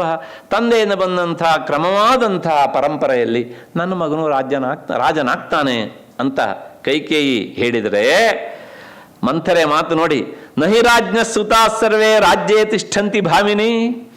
ದಶರಥನಿಗೆ ಹುಟ್ಟಿದಂಥ 4 ಜನ ಮಕ್ಕಳು ಸಹ ಒಬ್ಬರಾದ್ಮೇಲೆ ಒಬ್ಬರು ರಾಜ್ಯವನ್ನು ಅನುಭವಿಸುವುದಿಲ್ಲ. ನೆನಪಿಟ್ಟುಕೋ, ರಾಮನಾದ್ಮೇಲೆ ಆ ಪಟ್ಟದ ಅಧಿಕಾರ ರಾಮನ ಹಿರಿಯ ಮಗ ಯಾವನು ಹುಟ್ಟಿ ಬರ್ತಾನೋ ಅವನಿಗೆ ಹೋಗ್ತದೆ ಅದು. ಹಾಗಾಗಿ ಭರತನಿಗೆ ಬರುವುದಿಲ್ಲ. ತಸ್ಮಾತ್ ಜ್ಯೇಷ್ಠೇ ಹಿ ಕೈಕೇಯಿ ರಾಜತಂತ್ರಾಣಿ ಪಾರ್ಥಿವ. ಹಾಗಾಗಿ ರಾಜರು ಸಾಮಾನ್ಯವಾಗಿ ತನ್ನ ಹಿರಿಯ ಮಗನಿಗೆ ಪಟ್ಟ ಕಟ್ತಾ ಹೋಗಿರುತ್ತಾರೆ. ಹಾಗಾಗಿ ಅದು ನಿನ್ನ ಮಗನಿಗೆ ಬರುವ ಸಾಧ್ಯತೆಯೇ ಇಲ್ಲ. ಅಕಸ್ಮಾತ್ತಾಗಿ ಬೇರೆಯವರಿಗೆ ಪಟ್ಟಗಟ್ಟುವ ಸಂದರ್ಭ ಬರೋದೇ ಇಲ್ವೋ ಅಂದರೆ ಬರ್ತದೆ. ಯಾವಾಗ ಕೇಳಿದರೆ, ಸ್ಥಾಪಯಂತಿ ಅನವದ್ಯಾಂಗಿ ಗುಣವತ್ಸು ಇತರೇಷು ಚ. ಬೇರೆ ಮಕ್ಕಳು ತುಂಬ ಗುಣವಂತರಾಗಿದ್ದ ಪಕ್ಷದಲ್ಲಿ, ಹಿರಿಯನಲ್ಲಿ ಕೊರತೆ ಇದ್ದ ಪಕ್ಷದಲ್ಲಿ, ಆಗ ಅವನ ನಂತರದವನನ್ನು ಪಟ್ಟದಲ್ಲಿ ಕುಳ್ಳಿರಿಸ್ತಾರೆ. ರಾಮನಲ್ಲಿ ಏನು ದೋಷ ಹುಡುಕ್ತೀಯ ನೀನು? ಹಾಗಾಗಿ ರಾಮನಿಗೆ ಪಟ್ಟ, ರಾಮನ ಆದಮೇಲೆ ಅವನ ಮಗನಿಗೆ ಪಟ್ಟ ಅಂತ ಹೇಳಿ ಮತ್ತೆ ಹೇಳ್ತಾಳೆ ಅವಳು, ಅಸ್ಮಿನ್ ಕುಲೇಹಿ ಪೂರ್ವೇಶಾಂ ಜ್ಯೇಷ್ಠೋ ರಾಜ್ಯೇ ಅಭಿಷಿಚ್ಯತೆ. ಭರತ ಬಂದು ತಾಯಿಗೆ ನಮಸ್ಕಾರ ಮಾಡಿ ಆದಮೇಲೆ ತನ್ನ ತಾಯಿ ಹೇಳಿದ ಮಾತಿಗೆ ಭರತನ ಪ್ರತಿಕ್ರಿಯೆ, ನಾನೇ ಅಪ್ಪ ಇದನ್ನೆಲ್ಲ ಮಾಡಿದ್ದು ನಿನಗೋಸ್ಕರ. ಯಾಕೆಂದರೆ ನೀನು ರಾಜ್ಯಭಾರ ಮಾಡಬೇಕು, ಹಾಗಾಗಿ ಇಂಥ ಈ ರಾಜನ ತಾಯಿ ಅಂತ ನಾನು ಕರೆಸ್ಕೊಳ್ಬೇಕು, ಏನೇನೆಲ್ಲ ಹೇಳಿರಬೇಕು ಅವಳಲ್ಲಿ. ಆಗ ಭರತ ಒಂದು ಮಾತನ್ನು ಹೇಳ್ತಾನೆ, ತನ್ನ ತಾಯಿಗೆ ರಾಜಕೀಯ ಚಿತ್ರಣವನ್ನು ಕೊಡ್ತಾನೆ. ಏನು ಅಂದರೆ, ಅಸ್ಮಿನ್ ಕುಲೇ ಪೂರ್ವೇಶಾಂ ಜ್ಯೇಷ್ಠೋ ರಾಜ್ಯ ಅಭಿಷಿಚ್ಯತೆ. ಈ ಇಕ್ಷ್ವಾಕು ವಂಶದಲ್ಲಿ ಕ್ರಮ ಹೇಗೆ ಬಂದು ಅಷ್ಟು ಗೊತ್ತಿಲ್ವ ನಿನಗೆ? ತನ್ನ ತಾಯಿಗೆ ನಿಂದಿಸುತ್ತಾ ಬೈತಾ ಹೇಳುವಂಥ ಮಾತು ಇದು. ಹಿರಿಯನಿಗೆ ಪಟ್ಟ, ಅದಾದಮೇಲೆ ಅಪರೇ ಭ್ರಾತರಃ ತಸ್ಮಿನ್ ಪ್ರವರ್ತಂತೆ ಸಮಾಹಿತಾಃ. ಮಿಕ್ಕ ತಮ್ಮಂದಿರೆಲ್ಲರೂ ಸಹ ಅವನ ಜೊತೆಗೆ ಸ್ನೇಹದಿಂದ ವರ್ತಿಸ್ತಾ ಅವನ ರಾಜ್ಯಭಾರ ಕಾರ್ಯಕ್ಕೆ ಸಹವರ್ತಿಗಳಾಗಿ ನಿಂತು ಸಹಕರಿಸುವುದು ಇಕ್ಷ್ವಾಕು ವಂಶದ ಪರಂಪರೆ. ಹಾಗಾಗಿ ನೀನು ನನಗೋಸ್ಕರ ಯಾಕೆ ಪಟ್ಟವನ್ನು ಕಟ್ಟಬೇಕು ಅಂತ ನಿರ್ಧಾರ ಮಾಡಿದೆ. ನಮ್ಮ ಪರಂಪರೆಯಲ್ಲಿ ಹಿರಿಯಣ್ಣನಾದಂಥವನಿಗೆ ಪಟ್ಟ, ರಾಮ ಇದ್ದಾನೆ, ಅವನಲ್ಲಿ ಏನು ದೋಷವನ್ನು ನೀನು ಕಂಡು ನಾನು ಪಟ್ಟದಲ್ಲಿ ಕೂತ್ಕೊಳ್ಬೇಕು ಅಂತ ಬಯಸಿದೆ. ಗತಿಂ ವಾ ನ ವಿಜಾನಾಸಿ ರಾಜವೃತ್ತಸ್ಯ ಶಾಶ್ವತಿ. ಭರತ ಹೇಳ್ತಾನೆ, ನಿನಗೆ ಈ ಮನೆತನದ ರಾಜಕೀಯ ನಿಯಮವೇ ಗೊತ್ತಿಲ್ಲ, ಆದರೆ ಏನೋ ಒಂದು ರೀತಿಯ ಮೊಂಡು ಸ್ವಭಾವದವಳಾಗಿ ನೀನು ನನಗೆ ಪಟ್ಟಗಟ್ಟಬೇಕು ಅಂತ ಬಯಸಿ ಅಣ್ಣನಿಗೆ ಕೊಡಬಾರದ ತೊಂದರೆಯನ್ನು ತಂದಿಟ್ಟಲ್ಲ ಅನ್ನೋ ಹಾಗೆ ಭರತ ಅವಳಿಗೆ ರಾಜಕೀಯ ಸ್ವಭಾವ ಆ ಮನೆತನದ ಪರಂಪರದ ನಡೆ ನುಡಿ ಗೊತ್ತಿಲ್ಲ ಅನ್ನೋದನ್ನು ತನ್ನ ಬೈಗಳದ ಮೂಲಕ, ನೇರ ಬೈಗಳಲ್ಲ, ನಿಂದಿಸುವಂಥ ಮಾತಿನ ಮೂಲಕ ಸ್ಪಷ್ಟಪಡಿಸಿಕೊಡ್ತಾನೆ. ಅದರ ಜೊತೆಗೆ ಆ ಕೈಕೇಯಿ ಸ್ವಭಾವ ಎಂಥದ್ದಾಗಿತ್ತು ಅಂದರೆ, ರಾಮಸ್ಯೈವ ಗುಣಾನ್ ದೇವಿ ಕೈಕೇಯಿ ಪ್ರಶಂಸಃ ಧರ್ಮಜ್ಞ ಗುರುಭಿರದಂತಹ ಕೃತಜ್ಞ ಸತ್ಯವಾಕ್ ಶುಚಿ. ರಾಜಕೀಯ ತಂತ್ರ ಗೊತ್ತಿಲ್ಲ, ಆದರೆ ರಾಮನ ಬಗ್ಗೆ ಎಲ್ಲಿಲ್ಲದ ಪ್ರೀತಿ ಅವಳಿಗುಂಟು. ಏನುಂಟು ಕೇಳಿದರೆ, ರಾಮಸ್ಯೈವ ಗುಣಾನ್ ದೇವಿ ಕೈಕೇಯಿ ಪ್ರಶಂಸಃ. ಮಂಥರೆ ಹೇಳಿದಾಗ ಹೇಳಿದಂಥ ಮಾತು ಇದು. ಧರ್ಮಜ್ಞ, ಅವನು ಎಂಥವನು ಅಂದರೆ ಧರ್ಮಜ್ಞ. ಅವನು ಅಂದರೆ ಕರ್ತವ್ಯ ಪರಾಯಣ, ಅವನಿಗೆ ಗೊತ್ತು ಯಾವುದನ್ನು ಮಾಡಬೇಕು ಯಾವುದನ್ನು ಮಾಡಬಾರ್ದು ಅಂತ. ಗುರುಭಿ ದಾಂತಹ, ಮತ್ತೆ ಆತ ವಿನಯ ಸ್ವಭಾವದವನು, ಇಂದ್ರಿಯ ನಿಗ್ರಹಿಯಾಗಿದ್ದಾನೆ. ಕೃತಜ್ಞ, ಉಪಕಾರ ಸ್ಮರಣೆ ಇಡುವವನು. ಎಲ್ಲಕ್ಕಿಂತ ಹೆಚ್ಚಾಗಿ ಸತ್ಯವಾಕ್ ರಾಮ. ಶುಚಿ, ಅಂತರಂಗ ಬಹಿರಂಗ ಎರಡೂ ಸಹ ಸ್ವಚ್ಛ ಸ್ವಚ್ಛ ಸ್ವಚ್ಛ. ರಾಮನ ಬಗ್ಗೆ ಕೈಕೇಯಿ ಹೇಳುವಂತಹ ಮಾತು ಅಷ್ಟೇ ಅಲ್ಲ, ದಶರಥನೂ ಸಹ ಒಂದು ಮಾತನ್ನು ಹೇಳ್ತಾನೆ ಕೈಕೇಯಿಯ ಹತ್ರ, ಆ ಕೈಕೇಯಿಯ ಸ್ವಭಾವವನ್ನು ಕುರಿತು. ರಾಮೋ ಹಿ ಭರತಾದ್ ಭೂಯ ತವ ಶುಶ್ರೂಷತೆ ಸದಾ. ರಾಮ ಭರತನಿಗಿಂತ ಹೆಚ್ಚಾಗಿ ನಿನ್ನನ್ನು ಸೇವೆ ಮಾಡ್ತಾನೆ. ಹಾಗಾಗಿ ನಿನಗೆ ಭರತನಿಗಿಂತ ಹೆಚ್ಚು ಪ್ರೀತಿ ಯಾರ ಬಗ್ಗುಂಟು? ರಾಮನ ಬಗ್ಗುಂಟು. ಆದರೆ ಇವತ್ತ್ಯಾಕೆ ಈ ರೀತಿ ಮೊಂಡು ಹಿಡಿದಿದ್ದೀಯೇ ಕಾಡಿಗೆ ಹೋಗಬೇಕು ಅಂತ? ದಶರಥ ಕೇಳಿದೆ, ಅವನಿಗೆ ಗೊತ್ತಿತ್ತು ಅದು, ಆದರೆ ಅವಳು ಅದಕ್ಕೆ ಉತ್ತರ ಹೇಳೋದಿಲ್ಲ. ಮತ್ತೆ ವಿಶೇಷಂ ತ್ವಯಿ ತಸ್ಮಾತ್ತು ಭರತಸ್ಯಾಪಿ ನ ಲಕ್ಷ್ಯೆ. ನಿನ್ನ ಮಗನಾದಂತಹ ಭರತನಿಗಿಂತ ಹೆಚ್ಚು ಪ್ರೀತಿಸುವಂತಹ ರಾಮ ವಿಶೇಷಂ ತ್ವಯಿ ತಸ್ಮಾತ್ತು ಅಂದರೆ ಇನ್ನುಳಿದ ಇಬ್ಬರು ತಾಯಿಯರಿಗಿಂತ ನಿನ್ನನ್ನು ಹೆಚ್ಚು ಪ್ರೀತಿಸ್ತಾನೆ ಆತ. ತನಗೆ ಜನ್ಮ ಕೊಟ್ಟ ತಾಯಿಯಾದ ಕೌಸಲ್ಯಗಿಂತ, ಸಮದರ್ಶಿನಿಯಾದಂಥ ಸುಮಿತ್ರೆಗಿಂತ ನಿನ್ನನ್ನು ಹೆಚ್ಚು ಪ್ರೀತಿಸ್ತಾನೆ ಅವನು. ಇಂಥ ರಾಮ ಕಾಡಿಗೆ ಹೋಗಬೇಕು ಅಂತ ನೀನು ಯಾಕೆ ಮೊಂಡು ಹಿಡಿತಾ ಇದ್ದೀಯೆ ಅಂತ ದಶರಥನೂ ಸಹ ಈ ಮಾತನ್ನು ಹೇಳುವುದರ ಮೂಲಕ ಅವಳ ಸ್ವಭಾವ ಹೇಗಿತ್ತು ಅನ್ನೋದನ್ನು ಹೇಳ್ತಾನೆ. ಅದರ ಜೊತೆಗೆ ಆ ತಾಯಿಯ ಸ್ವಭಾವ ಮೊದಲೇ ಭರತನಿಗೆ ಗೊತ್ತಿತ್ತು ಅನ್ನೋದನ್ನು ವಾಲ್ಮೀಕಿ ಮುನಿಗಳು ಭರತನ ಬಾಯಿಯಿಂದ ನುಡಿಸ್ತಾರೆ. ಕೆಲವು ಕಡೆಗೆ ಅವಳ ಒಳ್ಳೆಯ ಗುಣ ನಮಗೆ ಕಾಣುತ್ತೆ, ಮತ್ತೆ ಕೆಲವು ಕಡೆಗೆ ಅವಳ ಕುಹಕ ಮತ್ತು ಮಿಶ್ರ ಸ್ವಭಾವ ಮತ್ತು ಆ ಗಟ್ಟಿತನ, ಹುಳುಕು ಕೊಳುಕು ಎಲ್ಲ ಕಾಣುತ್ತೆ. ಇದು ಎಲ್ಲದರಿಂದಾಗಿಯೇ ಕೈಕೇಯಿಯ ನಿಜವಾದ ಮನಸ್ಸು ಹೀಗೆ ಇಷ್ಟೇ ಅಂತ ಹೇಳೋದು ಬಹಳ ಕಷ್ಟ. ಅದಕ್ಕೋಸ್ಕರ ನಾನು ಹೇಳಿದೆ, ಅತ್ಯಂತ ಸಂಕೀರ್ಣವಾದಂಥ ಪಾತ್ರ ಅದು. ಹೀಗೆ ಅಂತ ನಾವು ನಿರ್ದಿಷ್ಟವಾಗಿ ಹೇಳಲಿಕ್ಕೆ ಆಗದೇ ಇರುವಂಥದ್ದು. ಆದರೂ ಸಹ ಒಂದು ಮಾತು, ಅವಳ ನಿಜವಾದ ಸ್ವಭಾವ ಹೇಗಿತ್ತು ಅನ್ನೋದನ್ನು ಅವಳ ಮಗನೇ ಹೇಳಿದ್ದಾನೆ. ಅದನ್ನು ನಾವು ನಂಬಬೇಕಾಗುತ್ತೆ. ಹೇಗೆ ಅಂತಂದರೆ ಆತ ಹೇಳ್ತಾನೆ, ಆತ್ಮಕಾಮ ನಂಬರ್ 1, ನಂಬರ್ 2 ಸದಾ ಚಂಡಿ, ಮತ್ತೆ ಕ್ರೋಧನ, ಪ್ರಾಜ್ಞಮಾನಿನಿ, ಅರೋಗ, ಚಾಪಿ ಮೇ ಮಾತಾ ಕೈಕೇಯಿ ಕಿಮುವಾಚ. ಈ ಶ್ಲೋಕ ಎಲ್ಲಿ ಬರುತ್ತದೆ ಅಂದರೆ, ಸುಮಂತ್ರ ಭರತನನ್ನು ಕರೆದುಕೊಂಡು ಬರೋದಕ್ಕೆ ಕೇಕೆಯ ದೇಶಕ್ಕೆ ಹೋದಾಗ ಭರತ ಅಯೋಧ್ಯೆಯಲ್ಲಿರುವಂಥ ಎಲ್ಲರ ಯೋಗಕ್ಷೇಮವನ್ನು ವಿಚಾರಿಸ್ತಾನೆ. ಹಾಗೆ ವಿಚಾರಿಸುವ ಸಂದರ್ಭದಲ್ಲಿ ತನ್ನ ತಾಯಿಯ ಆರೋಗ್ಯವನ್ನು ವಿಚಾರಿಸ್ತಾನೆ ಭರತ, ಹೇಗಿದ್ದಾಳೆ ನನ್ನಮ್ಮ ಅಂತ. ಹಾಗೆ ತಾಯಿಯನ್ನು ವಿಚಾರಿಸುವಾಗ ಭರತ ಹೇಳಿದಂಥ ಮಾತು ಇದು, ಆತ್ಮಕಾಮ. ಅವಳು ಏನನ್ನೇ ಮಾಡಿದ್ರು, ಏನನ್ನೇ ಬಯಸಿದ್ರು ಸಹ ತನಗೋಸ್ಕರ ಮಾಡ್ತಿದ್ಲು, ತನಗೋಸ್ಕರ ಬಯಸ್ತಿದ್ಲು. ಇವತ್ತಿನ ಭಾಷೆಯಲ್ಲಿ ಹೇಳಬೇಕು ಅಂದರೆ ಒಂದು ರೀತಿ ಸೆಲ್ಫ್ ಸೆಂಟ್ರಲೈಸ್ಡ್ ಪರ್ಸನ್. ಎಲ್ಲ ತನಗೆ ತನಗೆ ತನಗೆ ಅಂತ ಒಂದು. ಎರಡನೇದು ಸದಾ ಚಂಡಿ. ಚಂಡಿ ಅಂದರೆ ಗೊತ್ತು ನಿಮಗೆ, ಕೋಪಿಷ್ಠಳು ಅಂತ. ಆದರೆ ಅಲ್ಲಿ ಮುಂದೆ ಕ್ರೋಧನ ಅಂತ ಉಂಟು, ಹಾಗೆ ಅದಕ್ಕೆ ಬೇರೆ ಅರ್ಥವನ್ನೇ ಹೇಳಬೇಕು ನಾವು. ಚಡಿ ಕೋಪೆ ಅನ್ನುವಂಥ ಧಾತುವಿನಿಂದ ಚಂಡಿ ಅಂತ ಶಬ್ದ. ಅದರ ಜೊತೆಗೆ ಇನ್ನೊಂದು ಅರ್ಥ ಉಂಟು ಅಂದರೆ ಮೊಂಡು ಹಿಡಿಯೋಳು. ನಮ್ಮಲ್ಲಿ ರಚ್ಚೆ ಹಿಡಿಯೋದು ಅಂತ ಹೇಳ್ತಾರಲ್ಲ, ಅವಳ ಮನಸ್ಸಲ್ಲಿ ಒಂದು ಬಂತು ಅಂದರೆ ಅದನ್ನು ಸಾಧಿಸಿಯೇ ಸಿದ್ಧ ಅವಳು. ಅಂತಹ ಗಟ್ಟಿಗಳವಳು. ಹಾಗಾಗಿ ಚಂಡಿ ಅವಳು. ಮತ್ತು ಕ್ರೋಧನ, ತನಗೆ ಆಗದೇ ಇದ್ದವರ ಬಗ್ಗೆ ಅಥವಾ ಇವನು ಆಗೋದಿಲ್ಲ ಅಂತ ಅಂದ್ಕೊಂಡ್ರೆ ಅವಳ ಕೋಪವನ್ನು ಯಾರೂ ಸಹ ನಿವಾರಿಸೋದಕ್ಕೆ ಸಾಧ್ಯ ಇಲ್ಲ. ಅಂತಹ ಸ್ವಭಾವದವಳು. ಇಷ್ಟೆಲ್ಲ ಇದ್ದರೂ ಸಹ ಇಂತಹ ನನ್ನಮ್ಮ ಪ್ರಾಜ್ಞಮಾನಿನಿ, ತನ್ನಂತಾನು ಅತ್ಯಂತ ಬುದ್ಧಿವಂತಳು ಅಂತ ಅಂದ್ಕೊಂಡವಳು. ಇಂತಹ ನನ್ನಮ್ಮ ಅರೋಗ ಚೆನ್ನಾಗಿದ್ದಾಳ? ಯಾರು ಹೇಳಿದ ಮಾತು ಇದು? ಭರತ. ಹೀಗೆ ಮಾತಾ ಕೈಕೇಯಿ ಕಿಮುವಾಚ, ಮತ್ತೆ ನನ್ನ ಬಗ್ಗೆ ಏನು ಹೇಳಿ ಕಳಿಸಿದ್ದಾಳೆ? ಭರತನೇ ತನ್ನ ತಾಯಿಯ ಬಗ್ಗೆ ಈ ಮಾತನ್ನು ಹೇಳ್ತಾನೆ. ಈ ಶ್ಲೋಕದ ಪೂರ್ವಾರ್ಧದ ಸಾಲು ಪುನಃ ಯಥಾವತ್ತಾಗಿ ಮುಂದೆ ಭರದ್ವಾಜಾಶ್ರಮದಲ್ಲಿ ಆತ ಪರಿಚಯ ಮಾಡಿಕೊಡ್ಬೇಕಿದ್ರೆ ಇದೇ ಮಾತನ್ನು ಹೇಳ್ತಾನೆ ಮತ್ತೆ ಪುನಃ.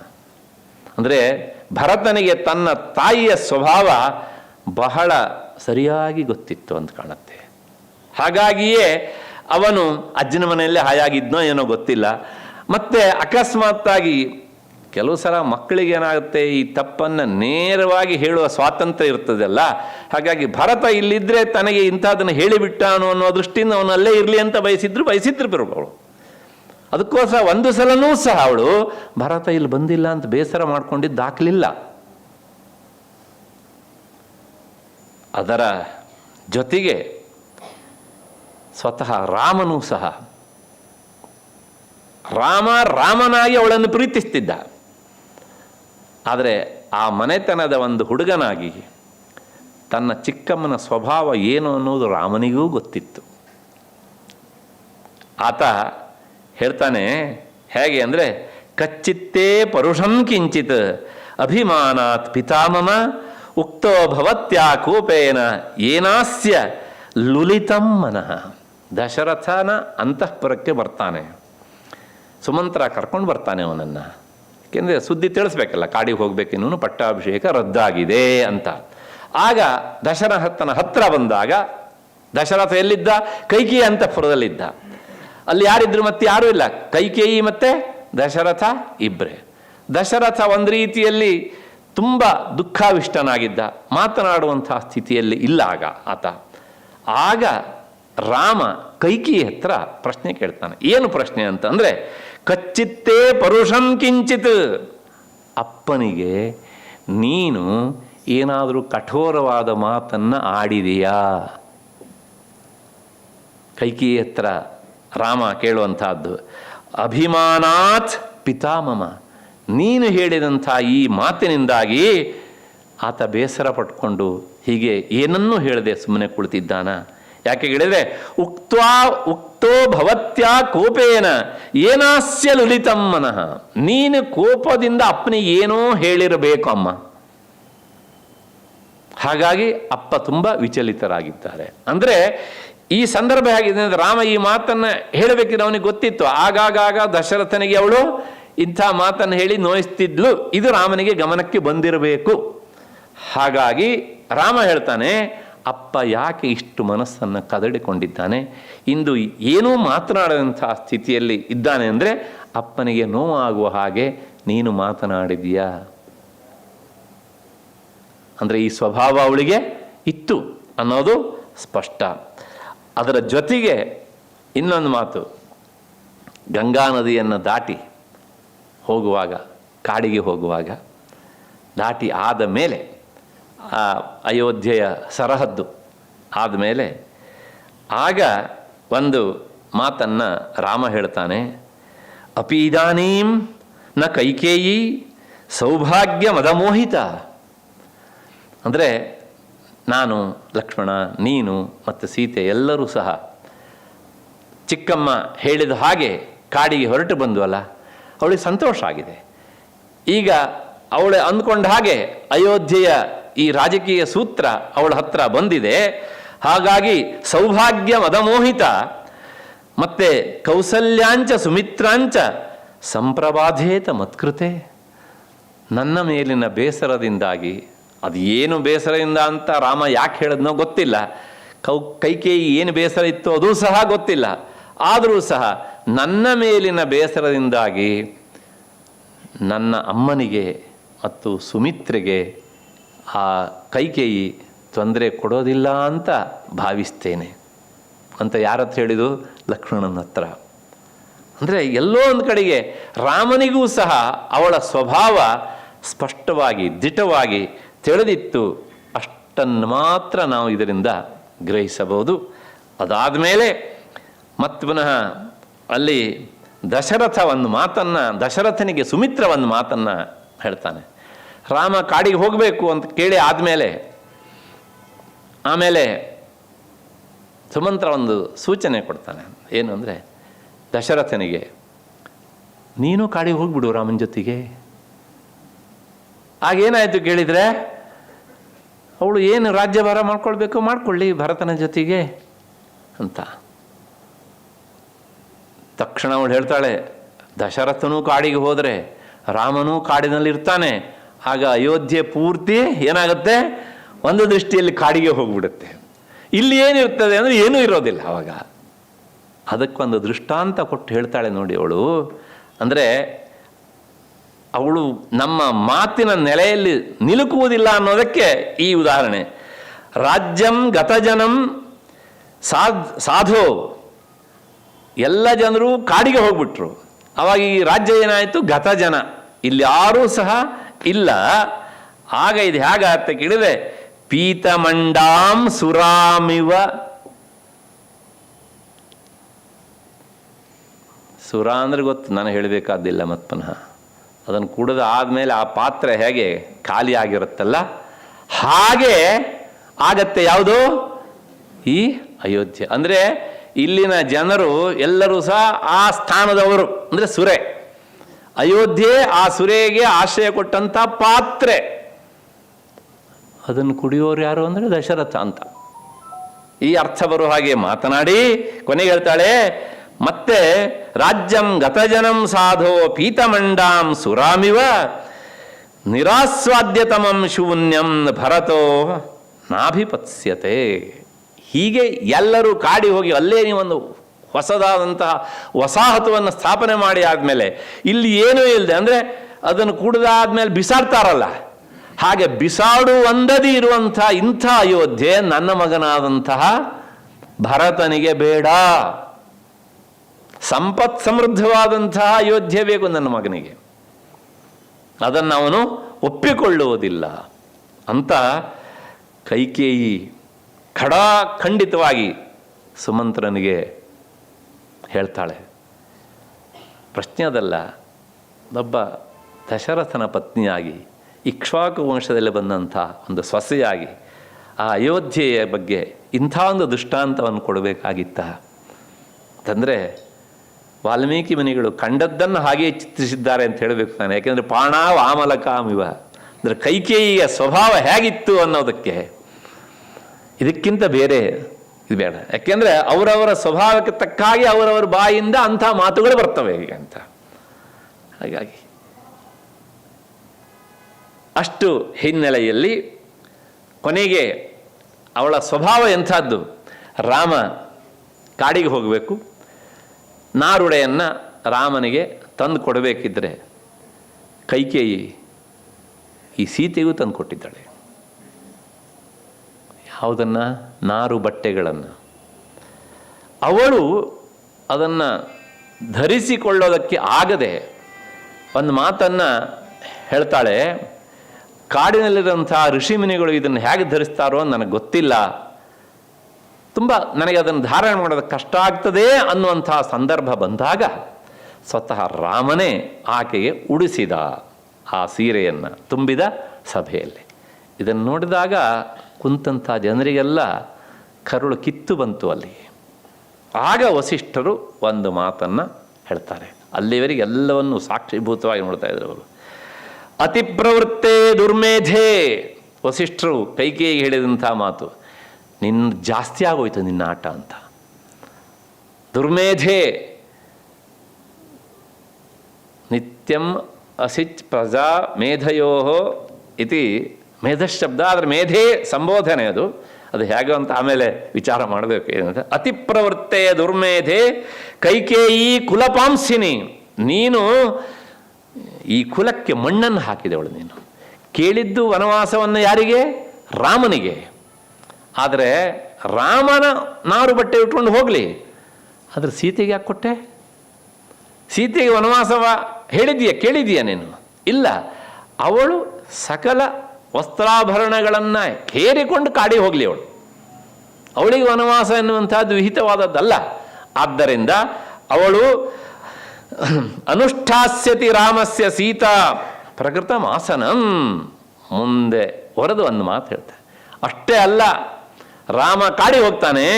ರಾಮ ಕಾಡಿಗೆ ಹೋದ ಮೇಲೆ ಆ ರಾಮ ಏರಬೇಕಂಥ ಸಿಂಹಾಸನದಲ್ಲಿ ಸೀತೆ ಕುಳಿತುಕೊಂಡು ರಾಜ್ಯಭಾರ ಮಾಡ್ತಾಳೆ. ಯಾಕೆ ಅಂದರೆ ಅರ್ಧೋ ವೈ ಏಷ ಆತ್ಮನೋ ಯತ್ ಪತ್ನಿ, ರಾಮನಿಗೆ ಸಲ್ಲಬೇಕಾದದ್ದು ಅರ್ಧ ಭಾಗ ಕಾಡಲ್ಲಿರ್ತದೆ, ಇನ್ನು ಅರ್ಧ ಭಾಗ ಸೀತೆ ಅಯೋಧ್ಯೆಯಲ್ಲಿ ಕುಳಿತು ರಾಜ್ಯಭಾರ ಮಾಡ್ತಾಳೆ. ನೀ ಏನು ಮಾಡ್ತೀಯ ಮಾಡ್ಕೊ. ನಮ್ಮಲ್ಲಿ ಹೆಣ್ಣು ಮಕ್ಕಳಿಗೆ ಸ್ವಾತಂತ್ರ್ಯ ಕೊಟ್ಟಿಲ್ಲ ಅಂತ ಹೇಳೋರು ಈ ಮಾತನ್ನು ಗಮನಿಸಬೇಕು.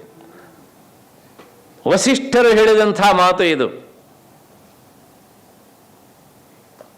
ರಾಮನಿಗೆ ರಾಜ್ಯ ಭಾರ ಮಾಡ್ಲಿಕ್ಕೆ ನೀನು ಕೊಡದೇ ಇದ್ದೇನಂತೆ, ಸೀತೆಗೆ ಅಲ್ವಲ್ಲ ನೀ ಕೇಳಿದ್ದು. ಹಾಗಾಗಿ ರಾಮನ ಅನುಪಸ್ಥಿತಿಯಲ್ಲಿ ಸೀತೆ ರಾಜ್ಯಭಾರ ಮಾಡ್ತಾಳೆ, ಅವಳಲ್ಲಿರ್ತಾಳೆ. ಅವಳಿಗೆ ನೀನು ನಾರುಡೆಯನ್ನು ಕೊಡಬೇಕಾದಿಲ್ಲ. ನಿನ್ನ ಮಗ ಭರತನಿಗಂತೂ ಸುತರಾಂ ಪಟ್ಟ ಕಟ್ಟಲಿಕ್ಕೆ ಆಗೋದಿಲ್ಲ. ಮುಂದೆ ಅವರೊಂದು ಮಾತನ್ನು ಹೇಳ್ತಾರೆ, ಗಡಿಯಾರ ಎಚ್ಚರಿಸ್ತಾ ಇದೆ. ಹಾಗಾಗಿ ಈ ಸಂದರ್ಭ ಹಾಗೇನೇ ಇರಲಿ. ನಾಳೆ 5:45 ಸೇರಿದಾಗ ನೋಡೋಣ. ಅಲ್ಲಿವರೆಗೆ ನಿಮಗೆಲ್ಲ ನಮಸ್ಕಾರ ಮತ್ತು ಕೃತಜ್ಞತೆ ಹೇಳು.